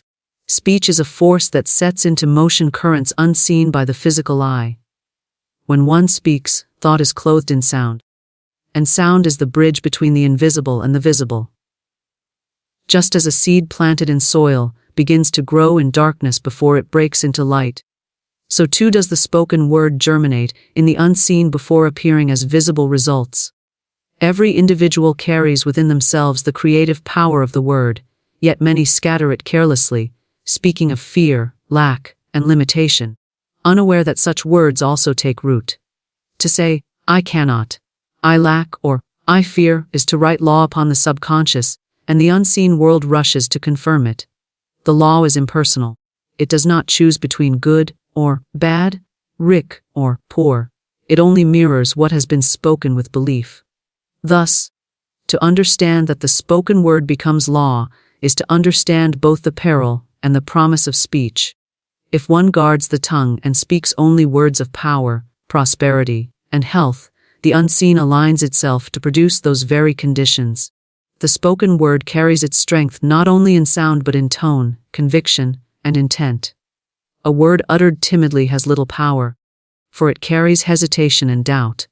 But a word spoken with calm certainty, with the quiet authority of one who knows, resounds through the unseen like a trumpet call. The subconscious does not respond to repetition alone, it responds to the vibration of belief. A single phrase spoken once with complete faith carries far more power than 100 words mumbled with uncertainty. The law of the unseen listens not to the many words, but to the energy behind them. When one declares, "I am rich," "I am supplied," or "I am divinely provided for," the unseen takes these words as commands. The subconscious mind immediately sets about rearranging circumstances, people and events to reflect this declaration. The channels may be hidden, the methods unknown, but the law is sure. The unseen is the workshop of creation, and words are the blueprints handed to it. To speak poverty is to design poverty, to speak abundance is to design abundance. The blueprint does not question, it builds. It is essential to recognize that the spoken word is not mere affirmation but law. Affirmations, when recited without belief, are often like scattered seeds upon rocky ground, quickly withering. But when one speaks as though the decree is already established, with the dignity and authority of truth, then the unseen is compelled to act. Law does not delay. Law does not forget. The law of the unseen is precise and exact, delivering according to the decree. This is why words of doubt, spoken even in jest, can plant seeds of delay, while words of faith spoken in stillness can overturn mountains of impossibility. Consider how the spoken word operates in everyday life. A parent tells a child they are clever, capable, and strong, and over time, the child grows into that vision, because the subconscious has accepted those words as identity. Likewise, a parent who calls a child foolish or weak plants those seeds, and the unseen world produces circumstances that mirror the identity spoken over them. The law is impartial, it responds to all words spoken with authority. Every casual phrase, every careless declaration is a seed. Thus, one must cultivate the habit of speech, as one cultivates a garden, pulling up the weeds of complaint, replacing them with words of power and beauty. The word, once spoken in faith, does not fade into nothingness. It continues to vibrate, to create, to draw to itself the elements necessary for fulfillment. Just as a seed does not sprout immediately yet is alive beneath the soil, so too the word spoken with belief may not show instant results, but is alive in the unseen. Doubt uproots the seed, faith leaves it planted. One who knows this truth speaks the word and then rests, certain that the law is working beyond sight. The unseen is never idle. It is ceaseless in its operation, faithful to the decree. The spoken word is also magnetic. It attracts to itself like vibrations, drawing circumstances, opportunities, and even people who match its tone. To speak of wealth draws wealth, to speak of joy draws joy, to speak of health draws health. Conversely, to dwell on misfortune, disease, or limitation is to magnetize those very conditions. The unseen is a perfect mirror, reflecting what has been projected into it. If one desires prosperity, one must speak prosperity. If one desires harmony, one must speak harmony. The law is unfailing, and the word is always the beginning of creation. When the spoken word becomes law in the unseen, the individual stands as a co-creator with the divine. Every phrase uttered with faith is an act of creation, a decree that the invisible forces hasten to fulfill. The one who understands this principle no longer speaks idly, no longer indulges in careless words of lack, criticism, or fear. Instead, they measure each word, knowing that it carries weight in the unseen. They speak deliberately, with confidence, with clarity, and with power. Their words are few, but each is charged with conviction. The law of the unseen does not measure length or volume, it measures belief. One word of faith outweighs 1,000 of doubt, for the law hears only the vibration of certainty. The spoken word becomes law in the unseen, and in that moment of speech, the future is written. Each declaration shapes the path ahead, for the unseen does not delay. It begins at once to form the conditions spoken. To say, "I live in abundance," is to set the unseen in motion to arrange abundance. To say, "I am always provided for," is to activate channels of provision. To say, "Large sums of money come to me," is to invite the law to fulfill that decree in ways beyond comprehension. The unseen does not fail, it cannot. It is bound by its own precision to obey the command impressed upon it. Money is a symbol of divine supply, not struggle. For it is never an end in itself, but a representation of the infinite abundance of life. To believe money is scarce or difficult to obtain is to mistake the symbol for the source. The source of all supply is infinite, limitless, and ever flowing, and money is one of its channels of expression. Just as a stream of water is evidence of the vast ocean from which it originates, money is but a trickle of the great sea of substance that lies unseen. The individual who understands this truth ceases to chase after money with fear or anxiety, for they know the supply is already theirs by divine right. Money is not a master, nor is it a tyrant, it is a servant and a tool, designed to flow in and out freely, carrying with it the energy of circulation. Struggle arises only when one clings to it in fear or pushes it away in resentment. Many believe that to possess money is to be burdened with greed, or that to desire wealth is to sin against spirit. Yet such beliefs are rooted in ignorance of the truth. Money itself carries no moral weight. It is neutral, taking on the character of the one who holds it. In the hands of one filled with faith, it becomes a channel of blessing. In the hands of one filled with fear, it becomes a symbol of loss or lack. The substance itself is pure, and it flows abundantly when it is recognized as part of the divine order. When one begins to see money as a symbol, rather than a struggle, a great shift takes place. Fear subsides, anxiety dissolves, and effort gives way to ease. The law of supply is simple.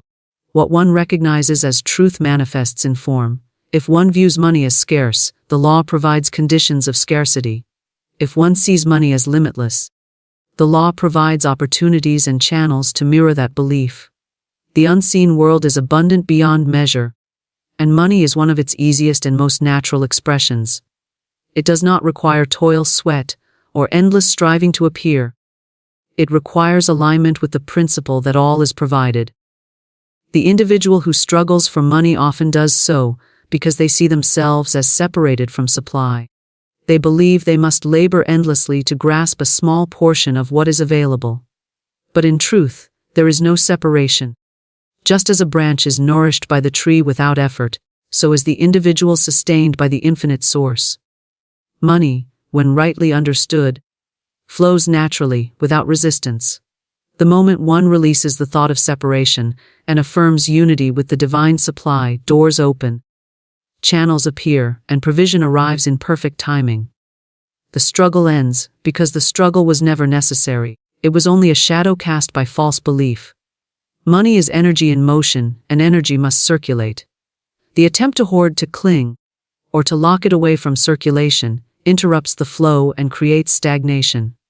Yet when money is recognized as a symbol of divine supply, one gives it freely, receives it freely, and trusts the cycle of circulation. The ocean does not fear that its waves will not return, for each tide follows the rhythm of eternal law. So too does money return, when it is allowed to flow with ease. Generosity becomes natural, gratitude becomes constant, and fear of loss dissolves. One cannot lose that which is infinite in essence. One can only block its flow through belief in lack. Money, as a symbol, responds to thought and feeling. When it is pursued with desperation, it retreats, for desperation is rooted in the recognition of absence. When it is welcomed with joy and gratitude, it flows, for gratitude is rooted in recognition of abundance. The individual who sees money as struggle chases endlessly, never catching, for their belief in struggle is what the law reflects. But the individual who sees money as divine supply attracts it without effort, for their belief in abundance draws abundance. The unseen law is impartial, and it answers precisely according to recognition. There are those who labor heavily, believing money to be earned only by pain and sweat, and yet they find themselves always in lack. There are others who labor lightly, even joyfully, and find themselves continually supplied. The difference lies not in the outer work, but in the inner recognition. Work itself is not the source. It is only one of many channels through which the infinite supply flows. To mistake the channel for the source is to create dependence and limitation.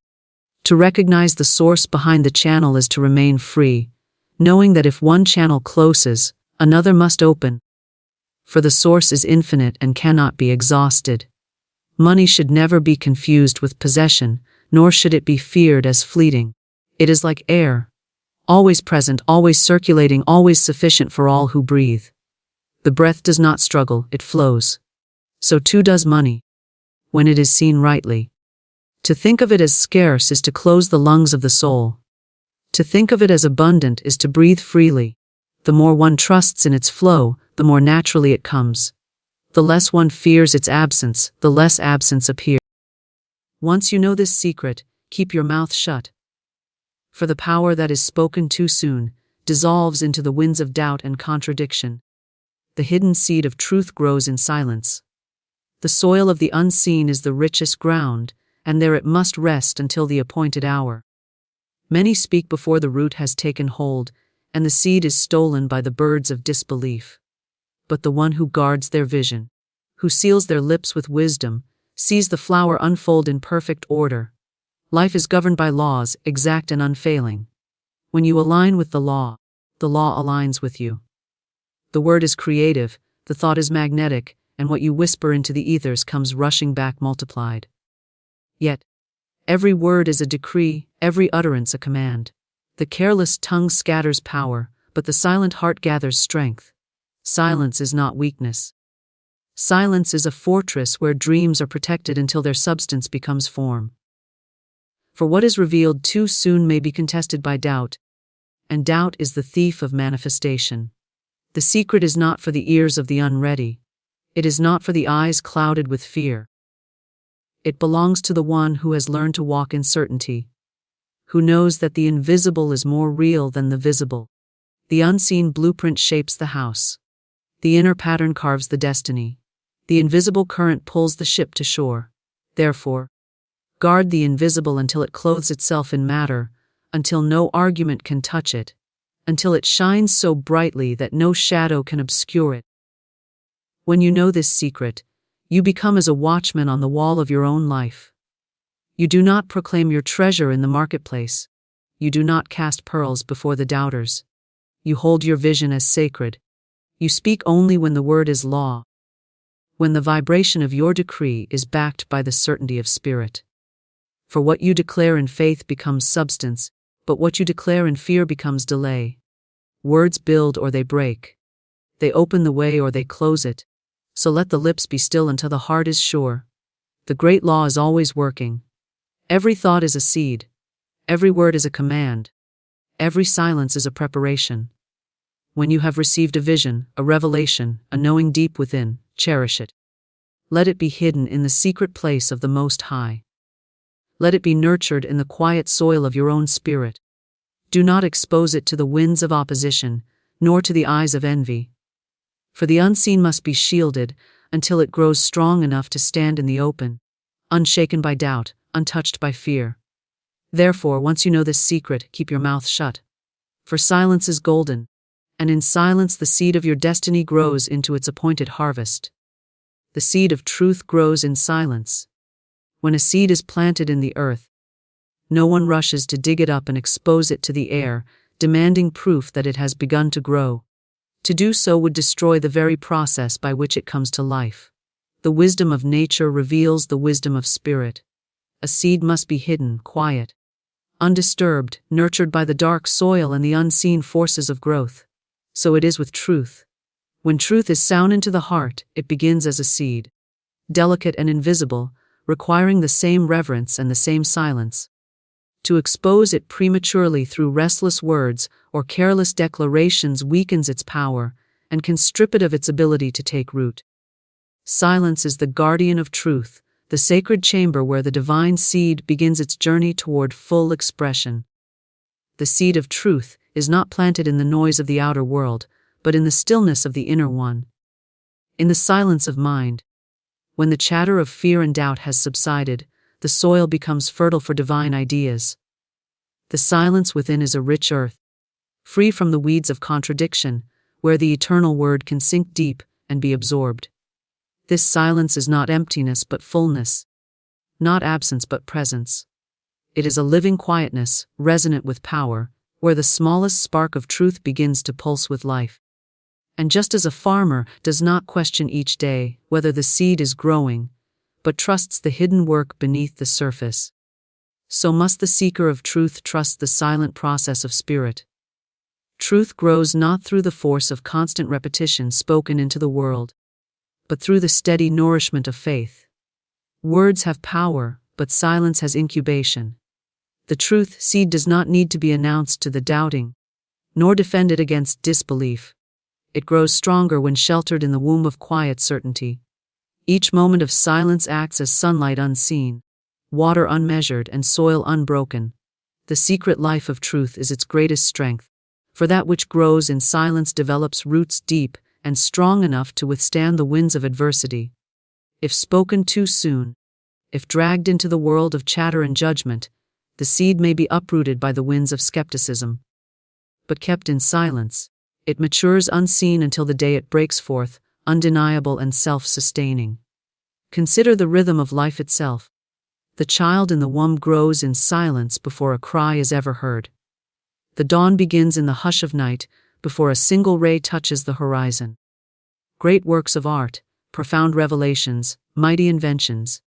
These all take form in the hidden silence of thought before they are expressed. Truth follows the same law. Silence is its workshop, its temple, its sanctuary.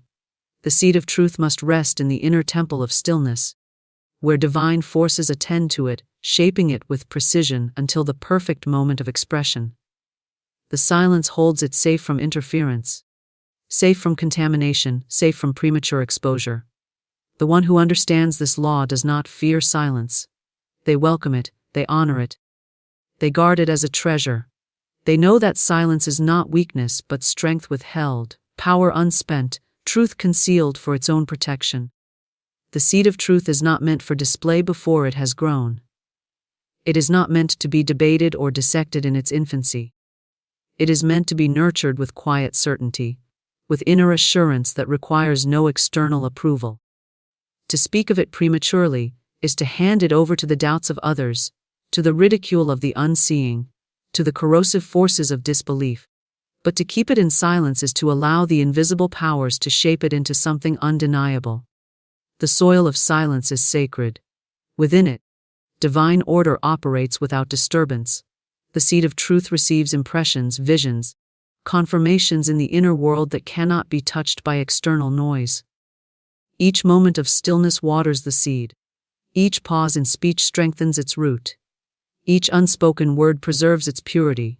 The silence becomes the womb where the seed is formed, layer upon layer, until it has grown strong enough to bear the weight of its own manifestation. Truth requires no defense in this stage. It does not argue, it does not strive, it rests in silence and grows naturally, as surely as the seed beneath the earth stretches toward the light without sound. When you hold the seed of truth in silence, you cooperate with the universal law. You declare through your quietness that you trust the unseen, that you rely upon divine timing, that you are not swayed by appearances or delays. Silence becomes your agreement with the law of growth. It says, I need not shout for this to be real. I need not announce what is already ordained. I need not seek validation from those who cannot see what I know within.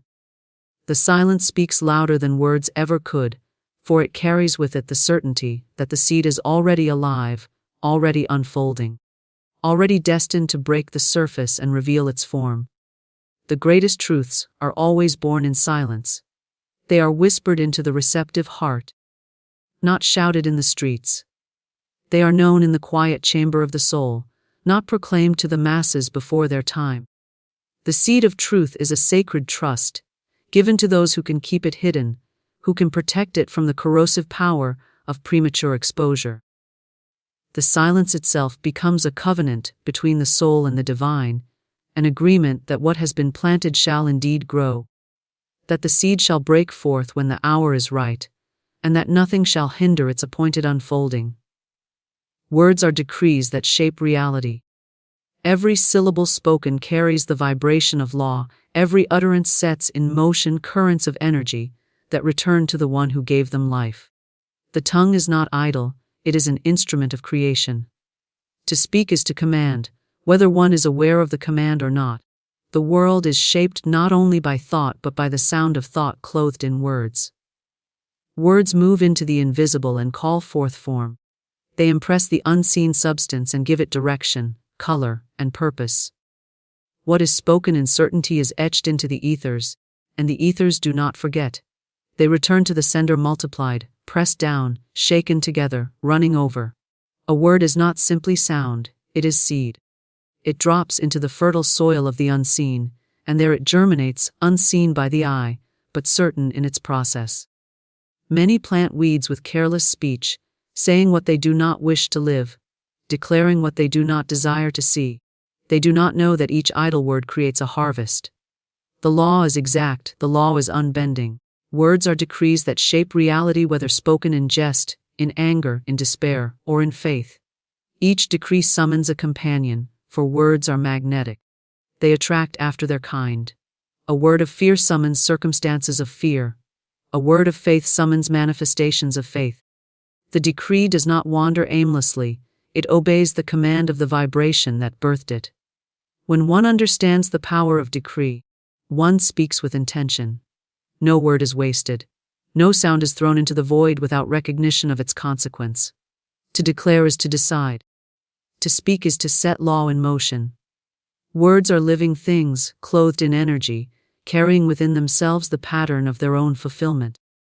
Once spoken, they move ahead, gathering substance, shaping conditions, drawing to themselves the material that will make them flesh.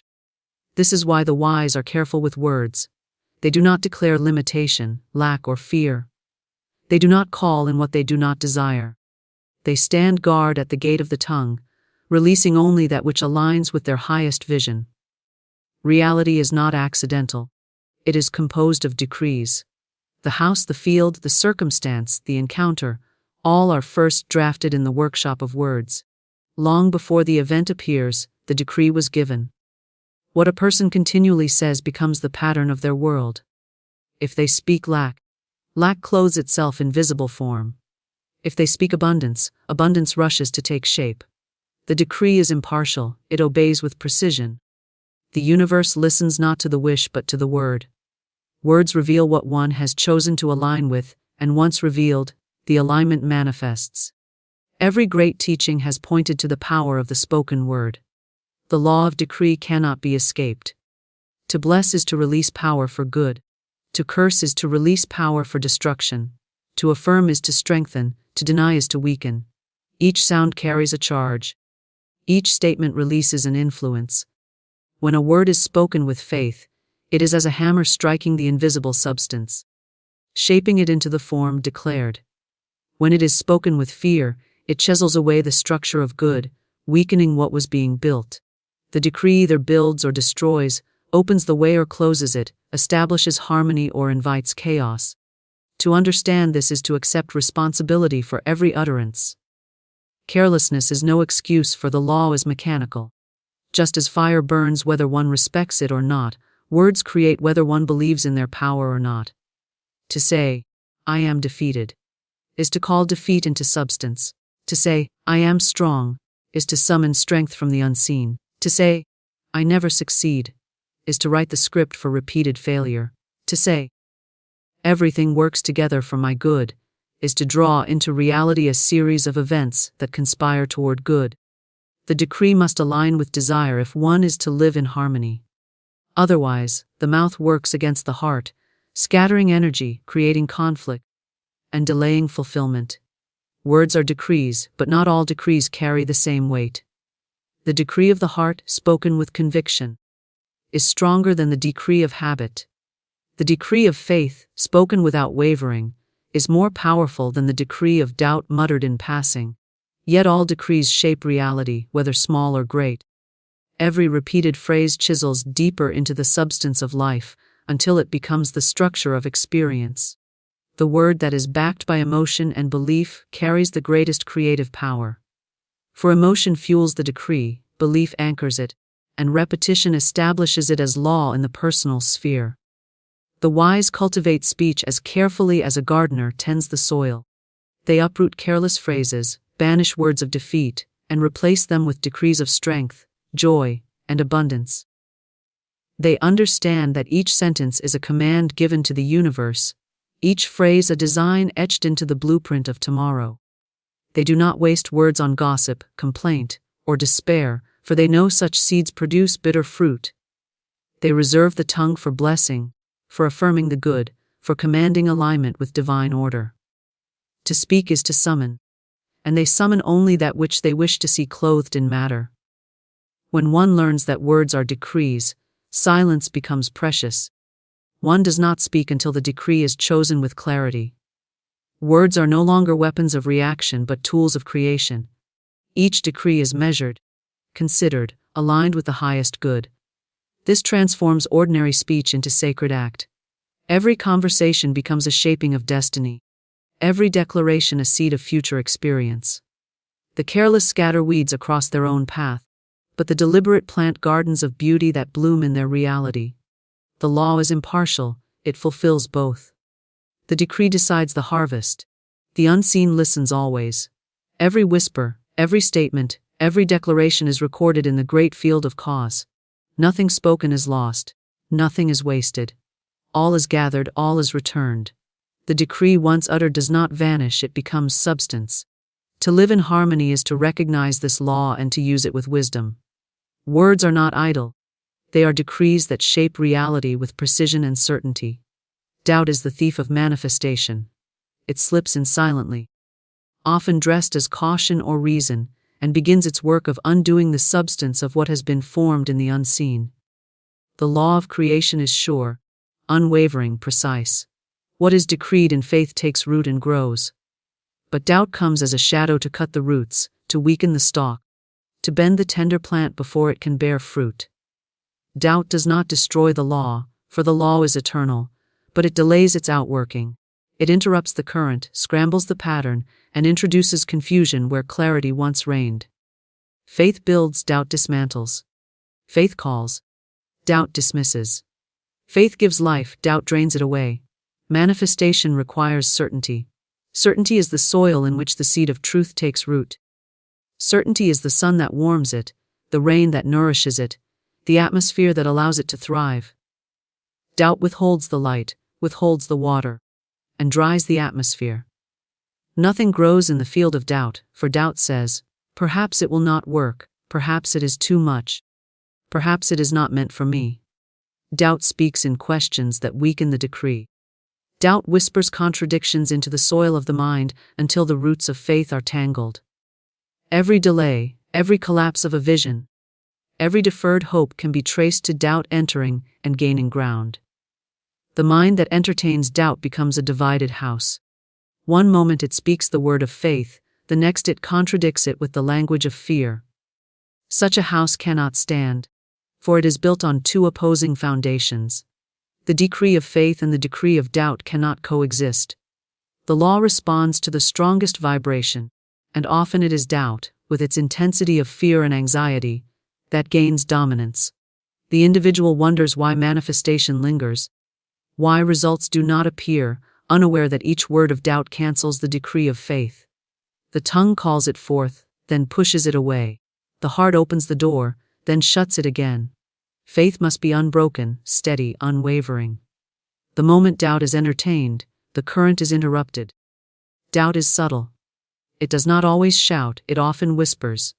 It suggests that time has been too long, that the evidence is not appearing, that the law does not work in this case. It feeds on appearances, it lives on delays, it thrives on uncertainty. The doubting mind keeps its eyes on the outer world and says, "Nothing has changed, therefore nothing is happening." But the unseen is always at work. The invisible is always building. The hidden process is always moving toward completion. Doubt cannot see this, so it denies it. Faith trusts it, so it sustains it. The two are in constant conflict, and only one can rule. The thief of manifestation enters when vigilance is lost. The moment one allows fear to color the vision, the decree begins to falter. The moment one repeats words of hesitation, the decree weakens. The moment one gives more power to appearances than to the unseen, the substance withdraws. Doubt does not merely delay. It attracts conditions that mirror its own vibration. The one who doubts abundance attracts lack. The one who doubts health attracts weakness. The one who doubts harmony attracts conflict. Doubt sets a decree just as surely as faith does, for the law responds to both. Doubt is faith in the wrong direction, faith inverted, faith invested in fear instead of fulfillment. To guard against doubt is to stand as a sentinel at the door of the mind. Every thought must be weighed, every word examined. If the seed of doubt appears, it must be uprooted at once. The longer it remains, the deeper its roots grow. The garden of the heart must be tended with vigilance, for doubt is a persistent intruder. Faith requires reinforcement, affirmation, repetition, certainty. Doubt requires only a crack in the wall to enter. The wise do not allow it lodging, they deny it instantly, they replace it with truth. They affirm the law, they strengthen their decree. For doubt cannot remain where certainty reigns, and certainty cannot flourish where doubt is entertained. Doubt thrives on delay, but delay is not denial. The law of manifestation operates in divine timing. What is decreed in faith is building strength, gathering form, aligning conditions. The doubting mind interprets the waiting as absence, but the faithful mind sees it as preparation. Faith says, "It is already done in the unseen.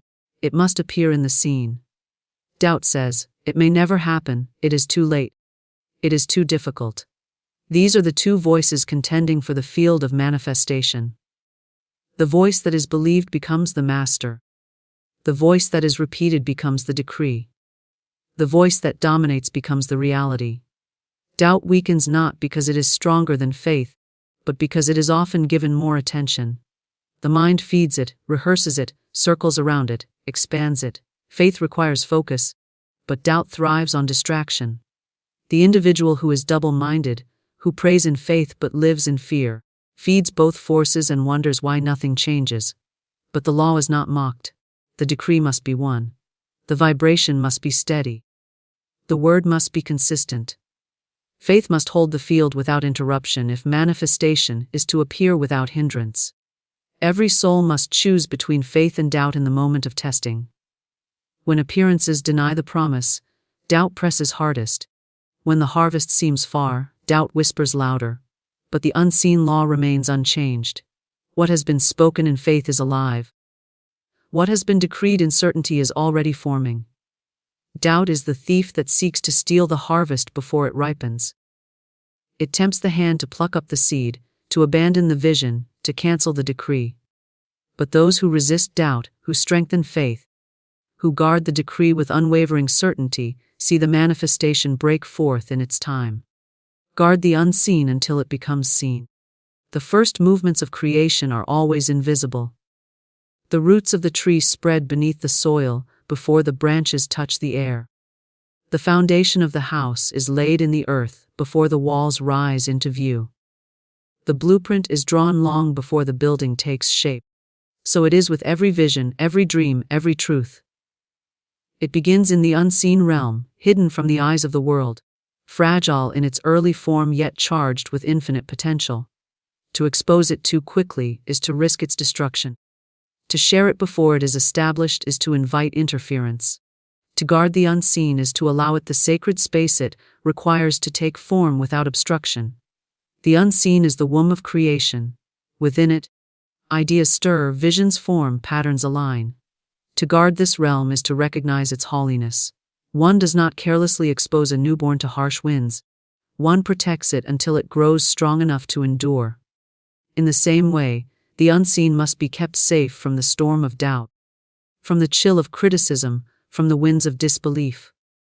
When you hold your vision close, hidden in the sanctuary of your heart, you nourish it with faith. Faith is the warmth that sustains it, silence is the shelter that protects it, and patience is the ground in which it strengthens. Those who reveal too much, too soon, scatter the power of their vision. But those who guard it within find it becomes unshakable. Every manifestation passes through this hidden stage. The sculptor sees the statue within the stone before the first chisel strikes. The musician hears the melody before a note is written.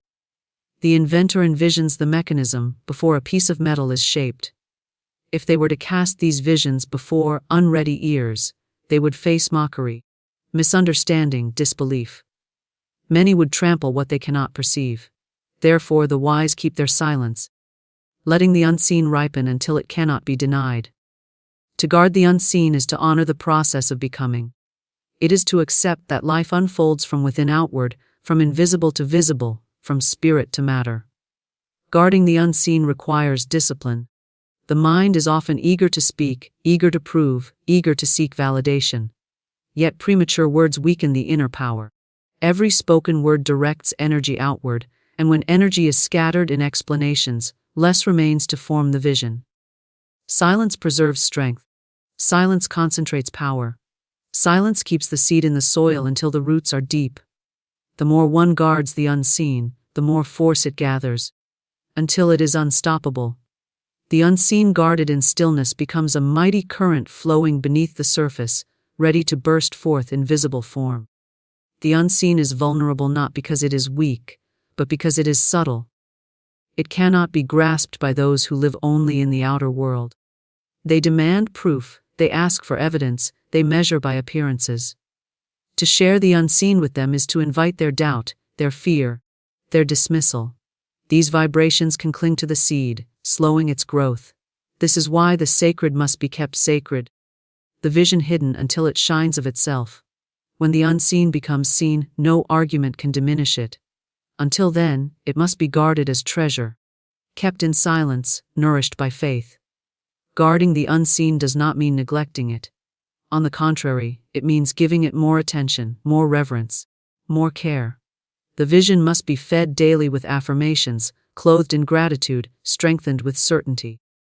To guard it is to water it without displaying it, to tend it without exposing it, to believe in it without announcing it. The unseen grows in strength each time it is affirmed within. It grows in clarity each time it is imagined vividly. It grows in certainty each time it is trusted without explanation. To guard it is to hold it close, where no external voice can reach it. The unseen must be honored as real, though invisible. To treat it as less than real is to weaken it. To guard it is to walk as if it already exists. To speak as if it is already accomplished. To act in alignment with its fulfillment, yet without revealing it prematurely. The unseen gathers substance as belief fuels it, as imagination shapes it, as silence shelters it. Guarding it ensures that nothing interrupts this gathering, nothing disperses the energy, nothing contradicts the pattern forming in the invisible. Every creator, whether artist, thinker, dreamer, or builder, has known this principle. The unseen is the secret workshop where the true work is done. The outer expression is only the final stage. To guard the unseen is to protect the workshop, to bar the door against intruders, to allow the process to complete without interruption. Those who expose their work too soon find themselves drained by criticism, burdened by questions, weakened by disbelief. Those who guard it remain strong, centered, certain until the work speaks for itself. Guarding the unseen requires trust in divine order. It means accepting that the invisible process is enough, that unseen forces are aligning without the need for constant explanation. It means refusing to hand over your treasure for others to weigh and judge. It means believing that when the time is right, the unseen will naturally become seen, and until then, it is safer in silence. Guarding is not withholding from fear, but protecting from interference. It is an act of reverence, of faith, of wisdom. To guard the unseen until it becomes seen is to live in alignment with the law of growth. Just as no one digs up the seed each day to check its progress, So the wise do not expose their vision before it is ready. They trust the hidden process. They respect the mystery. They keep the silence. They guard the unseen until it has gathered enough power to manifest beyond denial, until it has become so solid within that nothing outside can shake it, until it is clothed in form and visible to all. Silence is the fortress of destiny. Within silence lies the hidden strength that protects the seed of every dream until it is ready to emerge. Silence is not emptiness but fullness contained, not weakness but power withheld, not absence but the womb of presence. The one who learns to dwell in silence discovers that it is a shield, a sanctuary, a fortress around the delicate beginnings of destiny. The world demands words, explanations, evidence, but silence offers none. Silence keeps the treasure hidden. Silence refuses to scatter its power. Silence holds steady while forces of doubt and contradiction rage outside. Silence is a wall that cannot be penetrated, a gate that cannot be forced, a chamber where the vision rests untouched by the noise of the outer world. Destiny begins as a whisper in the soul, a spark in the unseen. It is fragile in its infancy, vulnerable to the voices of disbelief, the questions of reason, the skepticism of the world. If exposed too soon, it can be weakened, delayed, even stolen. But silence protects it. Silence says nothing to those who cannot understand. Silence does not argue with the doubter. Silence does not justify itself to the critic. Silence preserves the energy of destiny by keeping it hidden within the fortress of stillness until it grows strong enough to stand on its own. Every word spoken outwardly is energy released, but every word withheld in silence is energy stored, concentrated, guarded. Destiny guarded by silence becomes unstoppable. The fortress of silence is built within. It is not mere absence of sound, but a chosen restraint, a deliberate act of power. To keep silent is not to lack words, it is to master them. To refrain from speech is not to be powerless, it is to hold power in reserve. Silence is mastery, not deficiency. It is the deliberate guarding of the creative force. When silence surrounds a vision, no voice of doubt can reach it. When silence protects a dream, no criticism can pierce it. When silence holds destiny within its walls, it is safe from all intruders. The fortress is invisible, yet impenetrable. Silence is misunderstood by the unwise. They mistake it for passivity, but silence is activity of the highest order. In silence, the invisible currents of creation are at work, shaping, aligning, preparing. In silence, the vision is watered by faith, nourished by certainty, strengthened by unseen forces. The fortress of silence is alive with activity, though no sound is heard. The silence of a seed in the soil is not lifeless, but full of movement as roots push downward and shoots press upward. So it is with silence in the soul. It shelters the unseen process that must not be interrupted. Every word spoken prematurely is a door open to interference. Every declaration cast before those who do not understand is a weakening of power. But silence refuses entry. Silence allows no contradiction, no ridicule, no doubt to touch what is forming. Silence guards the destiny until it is mature. When it is time, destiny reveals itself, not by announcement but by manifestation. The fortress of silence opens its gates only when the vision has become undeniable, when no argument can diminish it, when no opposition can stop it. Until then, silence is its shield. The wise learn to live within this fortress. They do not seek validation in words. They do not display their treasure before it has taken form. They do not waste energy explaining what is yet unseen. They move in silence. They build in silence, they trust in silence.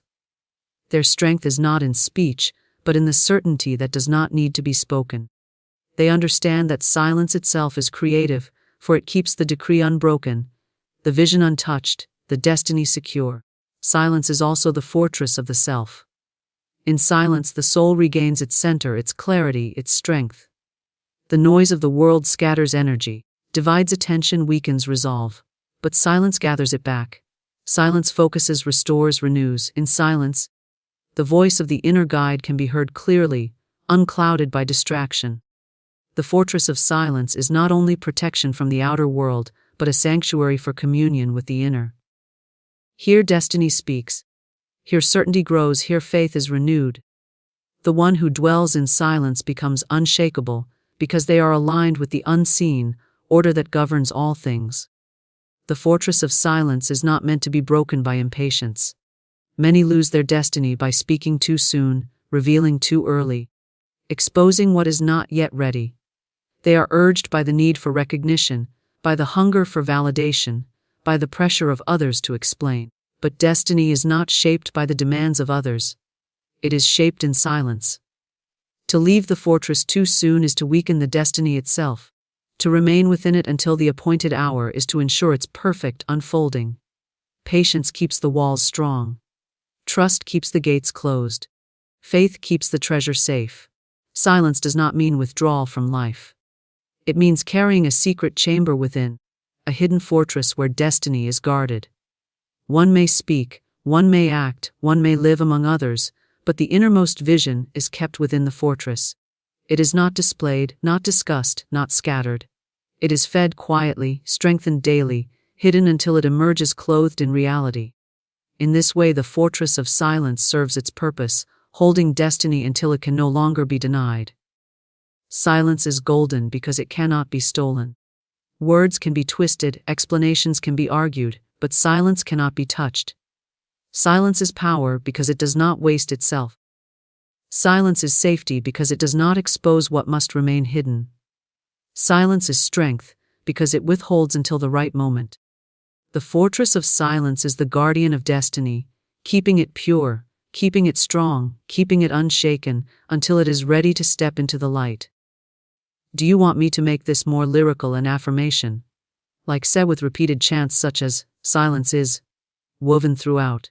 Or keep it in this steady, declarative rhythm.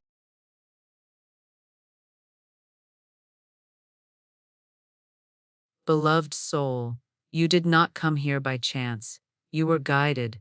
Spirit has led you to this moment, for there is a truth you must hear, a law you must know, and a power you must awaken.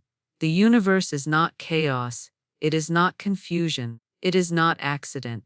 The universe is law, and this law is so exact, so impartial, so unfailing, that it has no choice but to obey the word you speak. Let me say that again. The universe has no choice but to obey your decree. Your words are not empty. Your lips are not powerless. Every sentence you release is a seed, and that seed is planted into the soil of spirit. And the soil does not argue. It does not question. It does not refuse. It only grows what you plant. If you speak lack, lack multiplies. If you speak abundance, abundance flows. If you speak fear, fear answers. If you speak faith, faith rises. This is not imagination.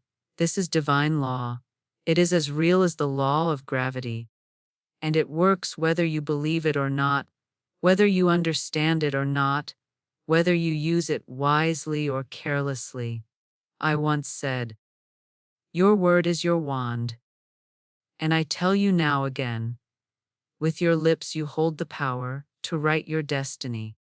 Your tongue is the pen, your word is the command, and your life is the harvest. You cannot escape it. The universe has no choice but to reflect back to you what you continually decree. So I ask you, what have you been commanding?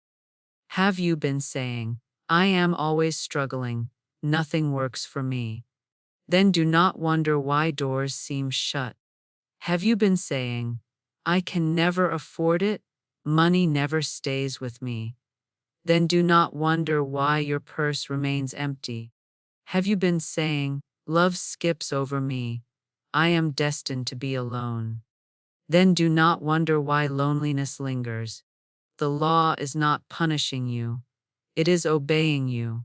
It has no choice but to return what you have spoken. But here is your hope, beloved soul. If the universe has no choice but to obey your decree, then one change of word can change your world. One new sentence can open the floodgates. One fresh decree can rewrite your story. You are not bound forever by yesterday's harvest. Today, right now, in this very moment, You may plant a new seed with a new decree, and tomorrow must answer it. Do not say, I must wait years for change. The law does not need time. It needs only your decree. Do not say, I must struggle to prove myself worthy. Spirit does not ask for your worthiness. It asks only for your word. Do not say, perhaps others are chosen, but not me. Beloved, you are chosen the moment you speak in faith, for the universe must obey all decrees alike, and it cannot withhold when you speak the language of spirit. So let us speak together now, sealing truth with decree. Repeat after me slowly, and let the silence between my words be filled with your faith. I am one with divine abundance, and abundance flows to me now. Again, I am one with divine health, and every cell of my body vibrates with life. Once more, I am one with divine love, and love surrounds me in perfect ways. Beloved, even as you speak these words, the law is moving. The universe is arranging, aligning, unfolding. Supply is already on its way. Healing is already flowing. Love is already circling. Peace is already descending. For the decree has been spoken, and the universe has no choice but to obey. This is not theory. It is not wishful thinking. It is not empty philosophy. It is the foundation of reality. It is the law by which the stars hold their course. The seas find their shore. The seasons keep their time. That same law governs your words and multiplies them into your life. You are not powerless. You are not forgotten. You are a creator in Spirit's image, and creation answers your command. Beloved soul, this is your moment. Do not waste it on small words. Speak boldly. Declare your inheritance. Claim your oneness. Say, I am rich in spirit, and wealth flows to me. I am whole in spirit, and health shines through me. I am love in spirit, and love surrounds me. And as you speak, know that the law has already begun to answer. The universe has no choice but to obey this law, and this law is your servant. Use it well, and miracles will surround you. Use it wisely, and abundance will overflow. Use it faithfully, and love will fill your life. This is the beginning of your transformation, and it begins with your word. Beloved soul, let us now go deeper into the mystery of the spoken word. For the law that governs the universe does not respond to your wishes, your hopes, or your intentions alone. It responds to your decree. It answers your word. You may long in silence. You may dream in secret. But until you clothe that desire in words, the law has nothing to obey. When you speak, you set the creative forces of the universe in motion. When you decree, you call invisible things into visible form. I once said, your word is your wand. And I say it again to you now, your tongue is the scepter of your life. Your lips are the gate of your destiny. Your speech is the command of spirit moving through you. Whatever you say with conviction becomes the shape of your world. Do you understand, beloved? The universe is not emotional, it is exact. It is not partial, it is law. If you speak sickness, it cannot give you health. If you speak lack, it cannot give you abundance. If you speak loneliness, it cannot give you companionship. It can only reflect what you decree, for it has no choice. A woman once came to me, weary and burdened. She said, Miss Shinn, everything I touch falls apart. My business fails, my health declines, my friendships wither. What curse follows me? I listened and then asked her, tell me the words you speak in your daily life. She thought, and then admitted, I am always saying, nothing ever works for me. No matter what I do, I fail. I told her, beloved, that is your curse. You have spoken it, and the universe, faithful and exact, has obeyed. Change your decree, and you will change your demonstration. She began to say, everything I do prospers. Divine order directs my affairs. Success is mine now. At first she whispered it with trembling, for her mind still doubted. But she persisted. Within weeks, her business revived, her health improved, her friendships healed. What had changed? Not fate, not chance. Only her word. Another man said to me, Florence, I want to be wealthy, but it seems money flees from me. I asked him, what words do you speak of money? He answered, I always say, money slips through my fingers. I never have enough. I told him, then money has no choice but to obey. The law is not mocking you, it is serving you faithfully, reflecting your decree. Say instead, money stays with me. Money multiplies in my hands. I am one with unlimited supply. He obeyed. In time, he received unexpected income, new opportunities, and steady increase. The universe had not withheld wealth from him. His own words had. Beloved, do you see? The law of the spoken word is precise. It does not forget. It does not fail. It only multiplies what you decree. This is why I say, never speak words you do not want to see appear in your life. Never joke with lack. Never play with sickness. Never murmur of failure. For the law takes every word seriously. Your tongue can bind you or free you. With it you can curse your destiny, or you can bless your future. With it you can create chains, or you can create wings. Many are imprisoned by their own speech, repeating daily decrees of fear, lack, and doubt. They say, I never get a break. I am always behind. Nothing good lasts. And the law, exact and obedient, arranges their world accordingly. But the moment they dare to change their decree, the chains fall off and the doors open.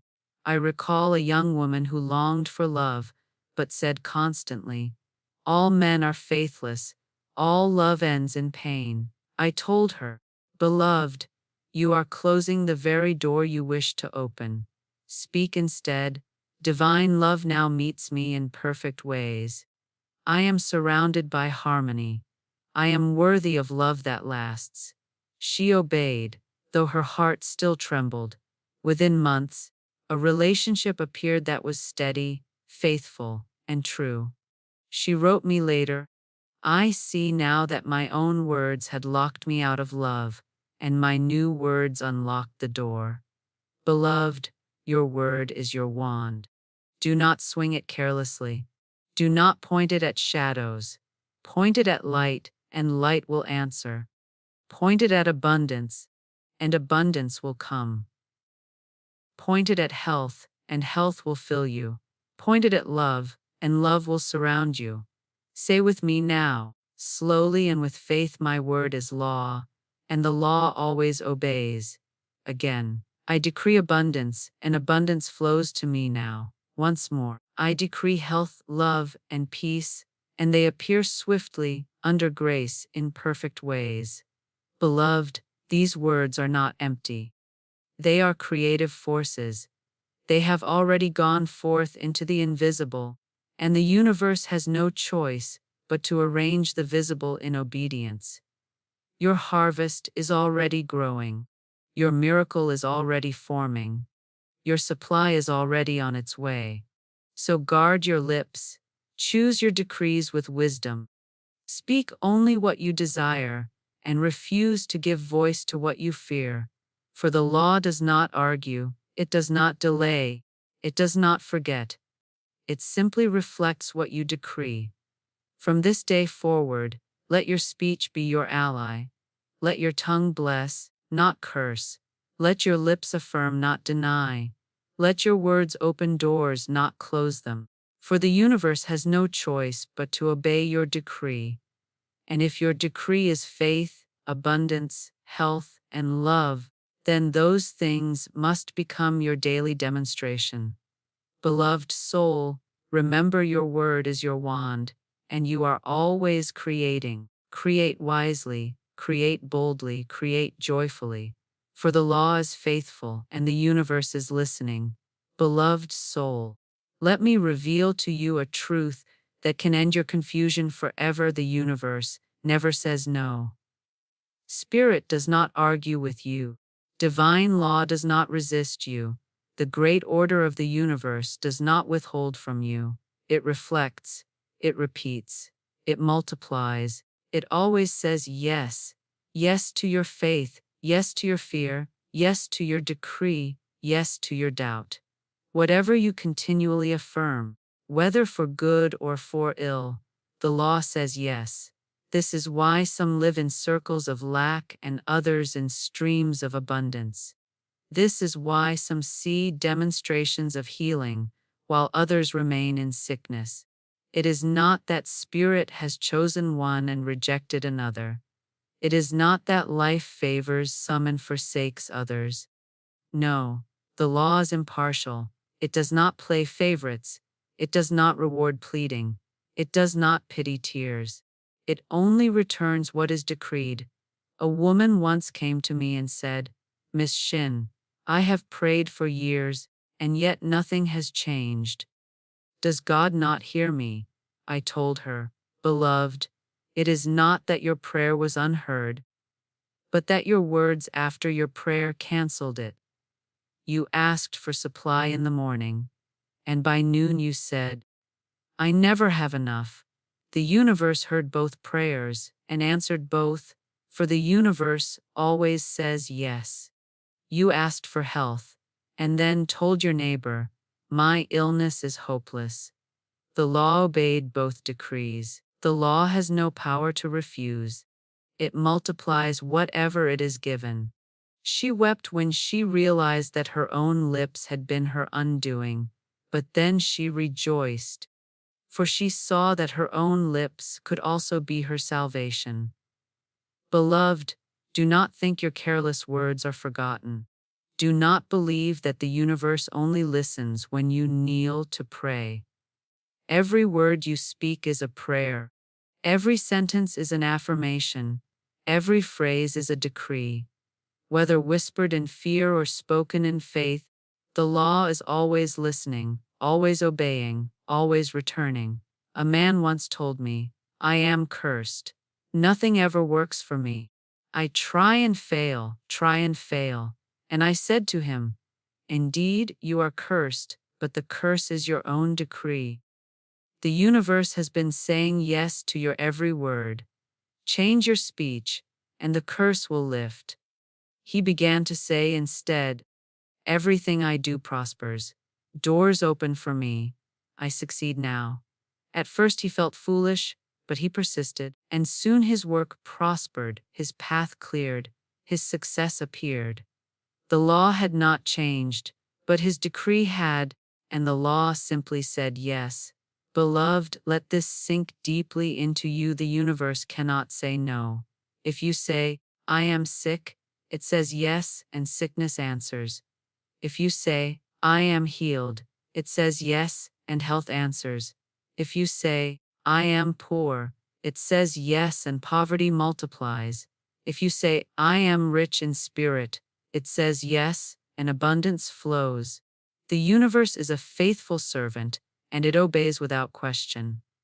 Do not ask then, "Why has this come upon me?" Ask, "What have I decreed?" Do not ask, "Why has nothing changed?" Ask, "What word have I been repeating?" Do not ask, "Why is my life full of struggle?" Ask, "What have I commanded with my tongue?" For the law never refuses, it never delays, it never withholds, it always says yes.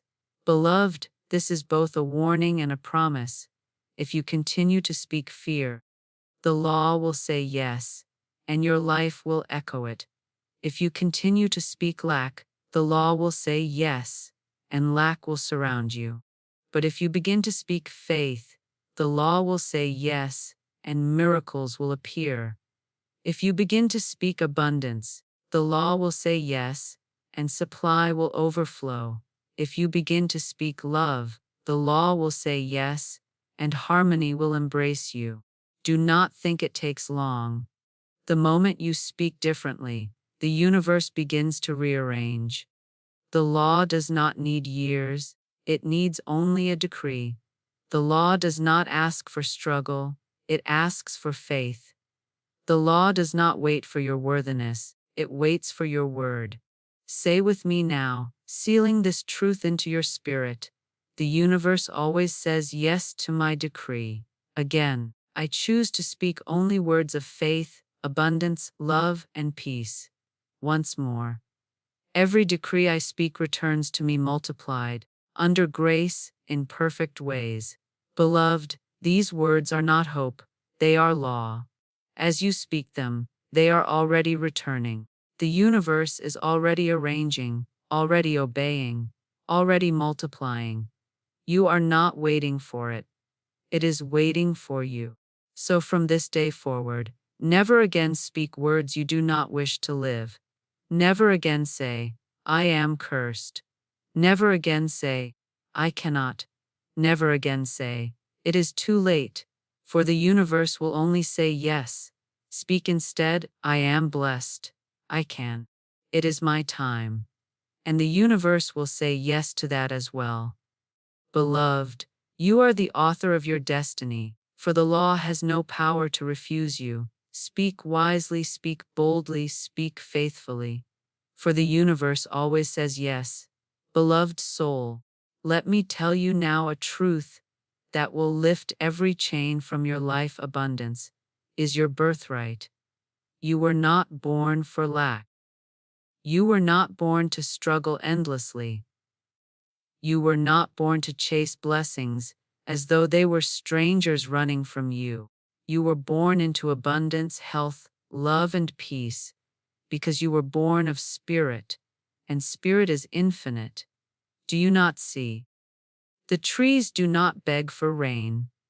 The stars do not compete for space. The ocean does not wonder if it will be filled again. All of creation lives from an endless supply, because supply is the nature of spirit, and you, beloved, are no less than the trees, no less than the stars, no less than the ocean. You too were created in oneness with that infinite source. Lack is not truth, lack is illusion. Abundance is truth, and abundance is your inheritance. Yet many say, Florence, my purse is empty, my body is weak, my heart is lonely. How can you say abundance is mine? And I answer, what you see with your eyes is not the whole of reality. What you feel in your flesh is not the final word. What you hold in your hand is not the measure of your inheritance. The unseen comes before the seen. The invisible comes before the visible. The harvest is not in the field before the seed is planted, but when the seed is planted, the harvest is certain. Beloved, abundance is already yours in spirit. It is waiting for your decree to bring it into form. It is waiting for your word to call it into visibility. You are not creating something new when you affirm prosperity. You are claiming what is already yours. You are not stealing when you rejoice in wealth. You are stepping into your inheritance. You are not deceiving yourself when you decree love. You are opening your arms to what has always been waiting. I recall a woman who came to me and said, Miss Shinn, I have lived in poverty all my life. Perhaps it is my lot, perhaps Spirit has chosen this for me. And I told her, Beloved, Spirit chooses no one for poverty. Poverty is not divine will, it is human decree. Abundance is the will of Spirit, for Spirit is infinite. Begin to speak your inheritance. She began to affirm daily, I am one with infinite supply. All that is mine comes to me now, under grace, in perfect ways. Soon unexpected channels opened, money arrived, opportunities came. The poverty she had called her lot dissolved, because her new decree replaced the old. Another man once said, "Florence, I dare not ask for abundance, for I am not worthy." I answered, "Beloved, abundance is not a prize for worthiness. It is your birthright by oneness. Just as the sun shines on the sinner and the saint alike, so supply flows not by merit, but by law. Do not call yourself unworthy, for that is a lie of separation. Say instead, I am one with divine supply, and supply is one with me." He began to speak it, and soon he lived in greater comfort and peace than he had known before. Beloved, hear me well, you must stop speaking separation. You must stop saying, "I am left out. I am forgotten. I am unlucky. I am too late." None of these are true. They are illusions. They are weeds in the garden of your life. Pull them up and plant the truth instead. Say, "I am chosen. I am remembered. I am favored. I am on time." And the law, faithful as ever, will say yes, and abundance will appear. Say with me now, with faith and with conviction, abundance is my birthright, and I claim it now. Again, I was born into supply, and supply flows to me freely. Once more, all that is mine comes to me now, under grace, in perfect ways. Beloved, these are not just affirmations, they are decrees of inheritance. They are the words that open the door to your rightful blessing. They are the keys that unlock the storehouse that has always been waiting for you. Even now, as you speak them, the law is obeying. Even now, new channels are opening. Even now, your inheritance is flowing into visibility. Do not live as a beggar in the house of spirit. Do not crawl at the table when you are heir to the feast.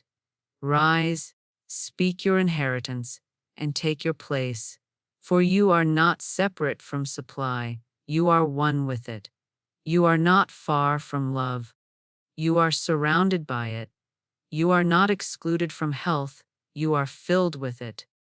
This is your truth, this is your law, this is your birthright, and when you see another prosper, do not envy.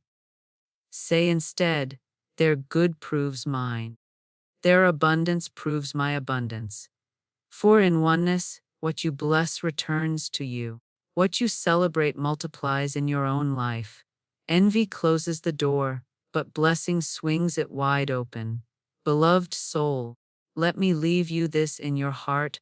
You were born for abundance. You were born for joy. You were born for love. You were born for peace. Do not accept any lie of separation, for spirit is infinite, and you are one with spirit.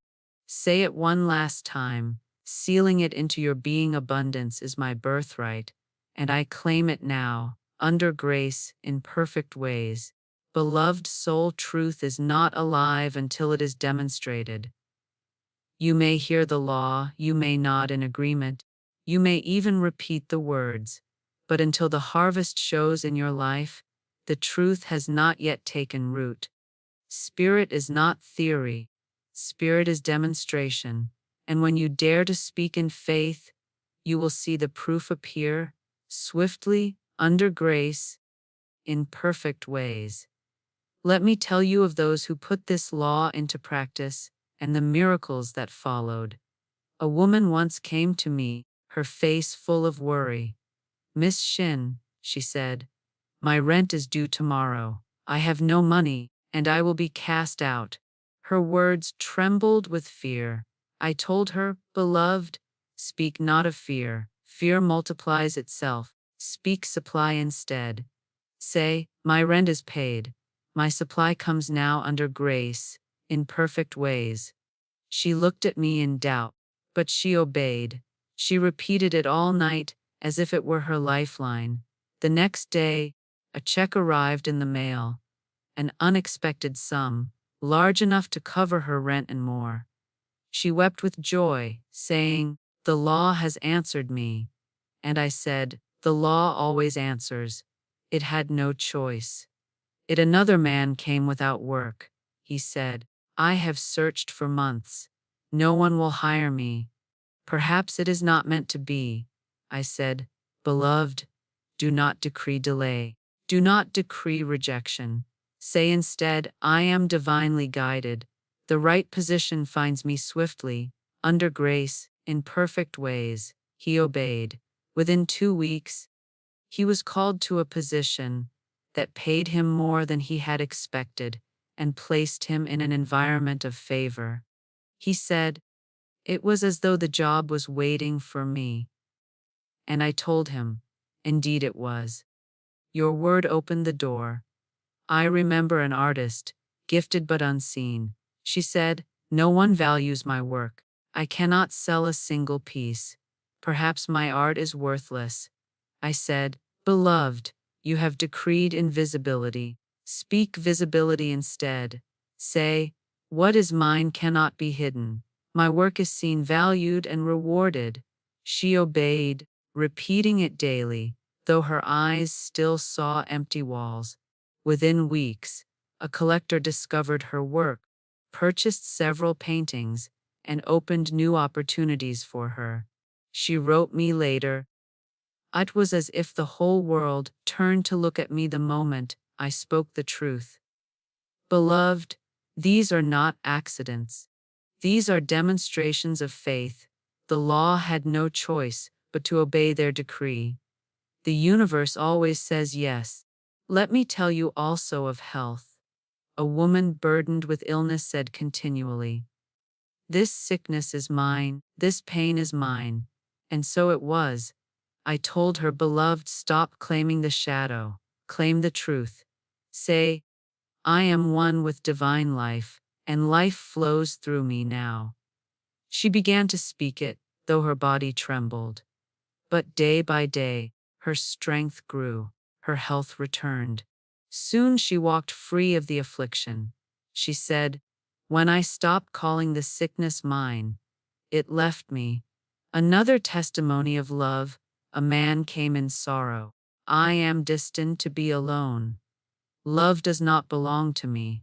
I told him, Beloved, you are decreeing loneliness. The law cannot refuse you.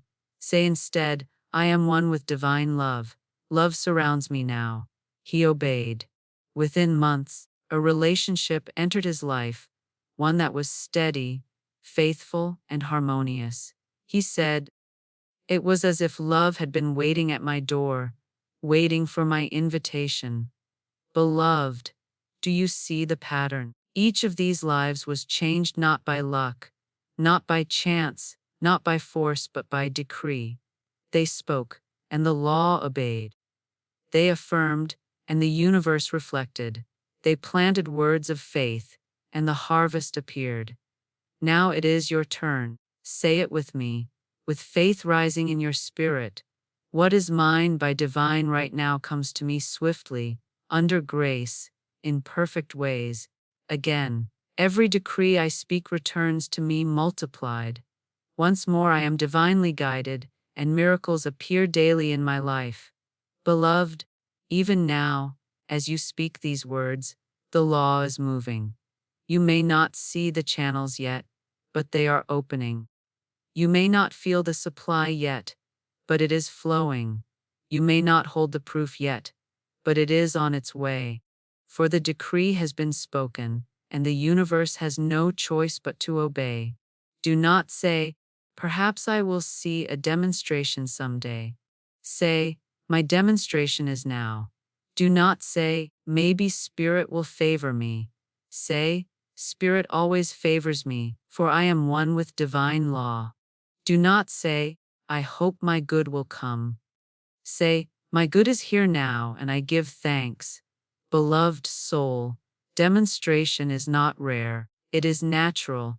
It is not miracle alone, it is law in motion. And as you align with it, as you speak it, as you affirm it, you too will have your story to tell, your testimony to share, your miracle to rejoice in. Beloved soul, truth must be practiced to be powerful. It is not enough to hear it once. It is not enough to speak it only in moments of desperation. If you would live in demonstration, you must live in the law daily. For the law is always working, whether you are awake or asleep, whether you are aware or careless. The universe is always saying yes, and it will say yes to your casual complaint as quickly as it will say yes to your fervent prayer. That is why you must bring your whole life into alignment, not only your prayers but your every word, every thought, every habit. When you rise in the morning, let your first words be words of truth. Do not let worry be the first sound from your lips. Do not let complaint greet the day. Begin with decree. Before your feet touch the floor, say, I am one with divine abundance. I am one with divine health. I am one with divine love. This day is filled with miracles. In that moment, you set the vibration of the day. You plant seeds before the hours unfold, and the law, faithful and exact, begins to obey. As you move through your day, watch your casual speech.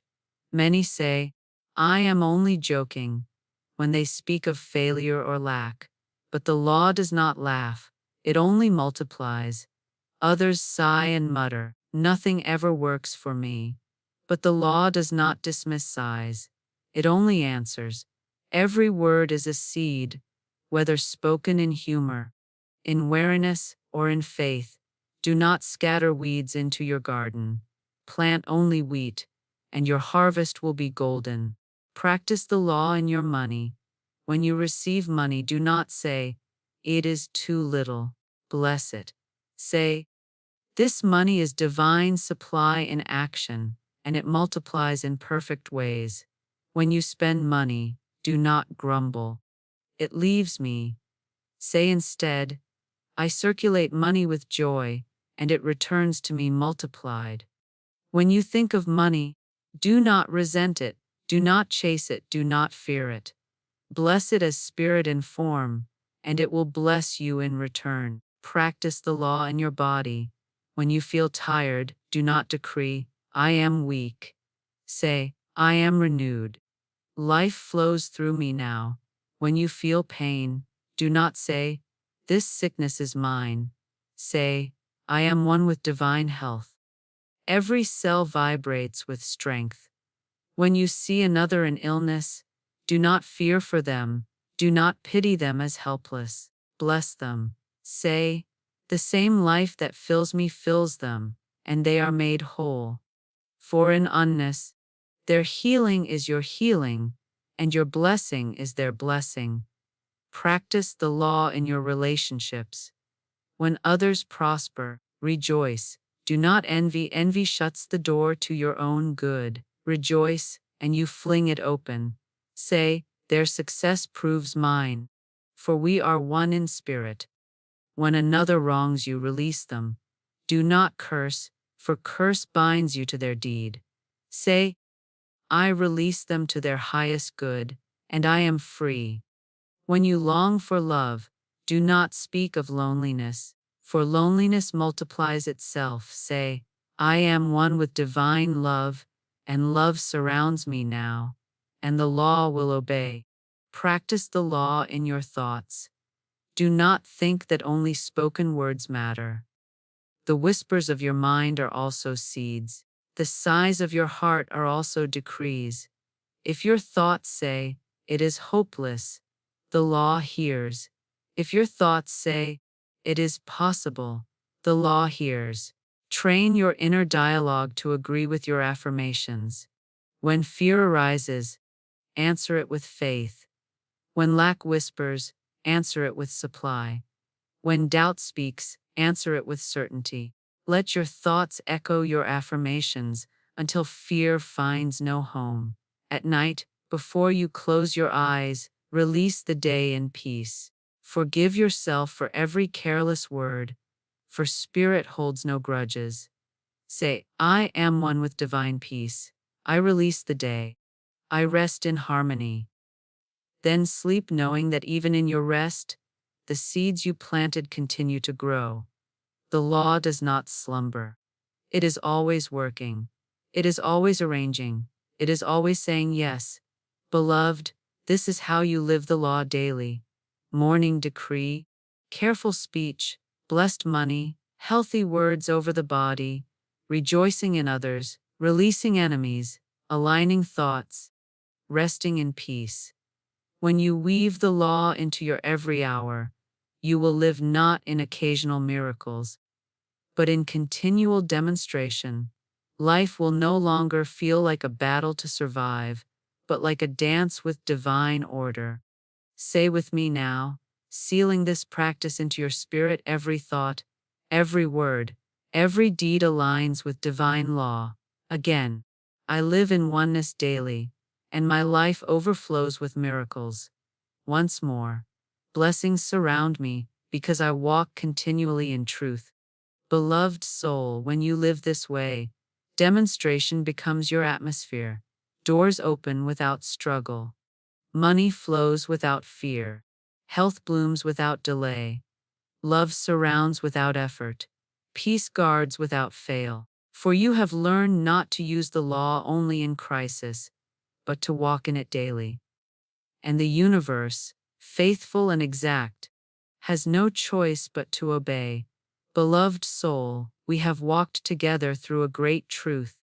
You have heard that the universe is not chaos, not accident, not chance. It is law.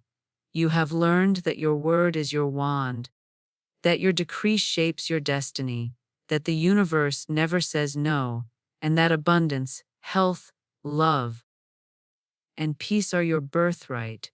You have seen through the parables that demonstrations appear swiftly when you speak in faith, and you have been shown how to live this law daily, so every hour is filled with miracles. Now let me tell you once more, with all the force of spirit behind these words, the universe has no choice but to obey this law. It cannot argue with you. It cannot refuse you. It cannot delay you. It can only mirror your decree. And if your decree is lack, it will show you lack. If your decree is fear, it will show you fear. But if your decree is faith, it must show you miracles. If your decree is abundance, it must show you overflowing supply. If your decree is love, it must surround you with harmony. If your decree is peace, it must guard your heart with calm. So I charge you, beloved, to never again waste your words. Do not plant weeds and expect wheat. Do not decree shadows and expect light. Do not speak sickness and expect health. Do not cry lack and expect abundance. Speak only what you wish to live. Decree only what you wish to see. Affirm only what you wish to hold. For the law does not forget, the law does not delay, the law does not fail. It simply multiplies whatever seed you give it. Even now, as you hear my voice, your life is being written by your words. Your future is being shaped by your lips. Your destiny is being planted by your decrees. So let us plant wisely now. Let us decree boldly now. Let us command our inheritance now. Say with me, sealing this truth into your spirit, I am one with divine abundance, and abundance flows to me now. Again, I am one with divine health, and every cell of my body vibrates with life. Once more, I am one with divine love, and love surrounds me in perfect ways. And one last time, I am one with divine peace, and peace fills me completely. Beloved, these words have gone forth. They are alive, they are active, they are multiplying even now. You may not see the full harvest yet, but the seed is planted, and the harvest is certain. The universe cannot withhold. It cannot say no. It cannot do otherwise than obey. So I bless you now. I bless your money. May it multiply swiftly, through expected and unexpected channels, under grace, in perfect ways. I bless your body. May strength renew you. May health flow through you. May every cell shine with life. I bless your relationships. May love surround you, harmony uplift you, companionship strengthen you. I bless your mind. May peace calm you, wisdom guide you, faith fill you. Receive these blessings, for they are yours by divine right. Do not doubt them. Do not delay them. They are not far, they are here. They are not someday, they are now. Spirit has already given, the law has already answered. The only work left is to decree and receive. Beloved soul, let me leave you with this: you are not separate. You are not forgotten. You are not powerless. You are heir to the infinite. You are child of divine order. You are one with Spirit, and Spirit is one with you. Your word is your wand. Your decree is your destiny. Your affirmation is your harvest. And the universe has no choice but to obey. So walk boldly, speak faithfully, live daily in this truth, and watch as your life becomes a continual demonstration of abundance, health, love, and peace. Say it with me now, 3 final times, sealing it into every fiber of your beings. I am one with divine abundance, health, love, and peace, now and forevermore. I am one with divine abundance, health, love, and peace, now and forevermore. I am one with divine abundance, health, love, and peace, now and forevermore. Beloved soul, it is done. The decree is spoken. The law is sealed. The harvest is certain. Walk now in faith, for miracles are already surrounding you, swiftly, under grace, in perfect ways.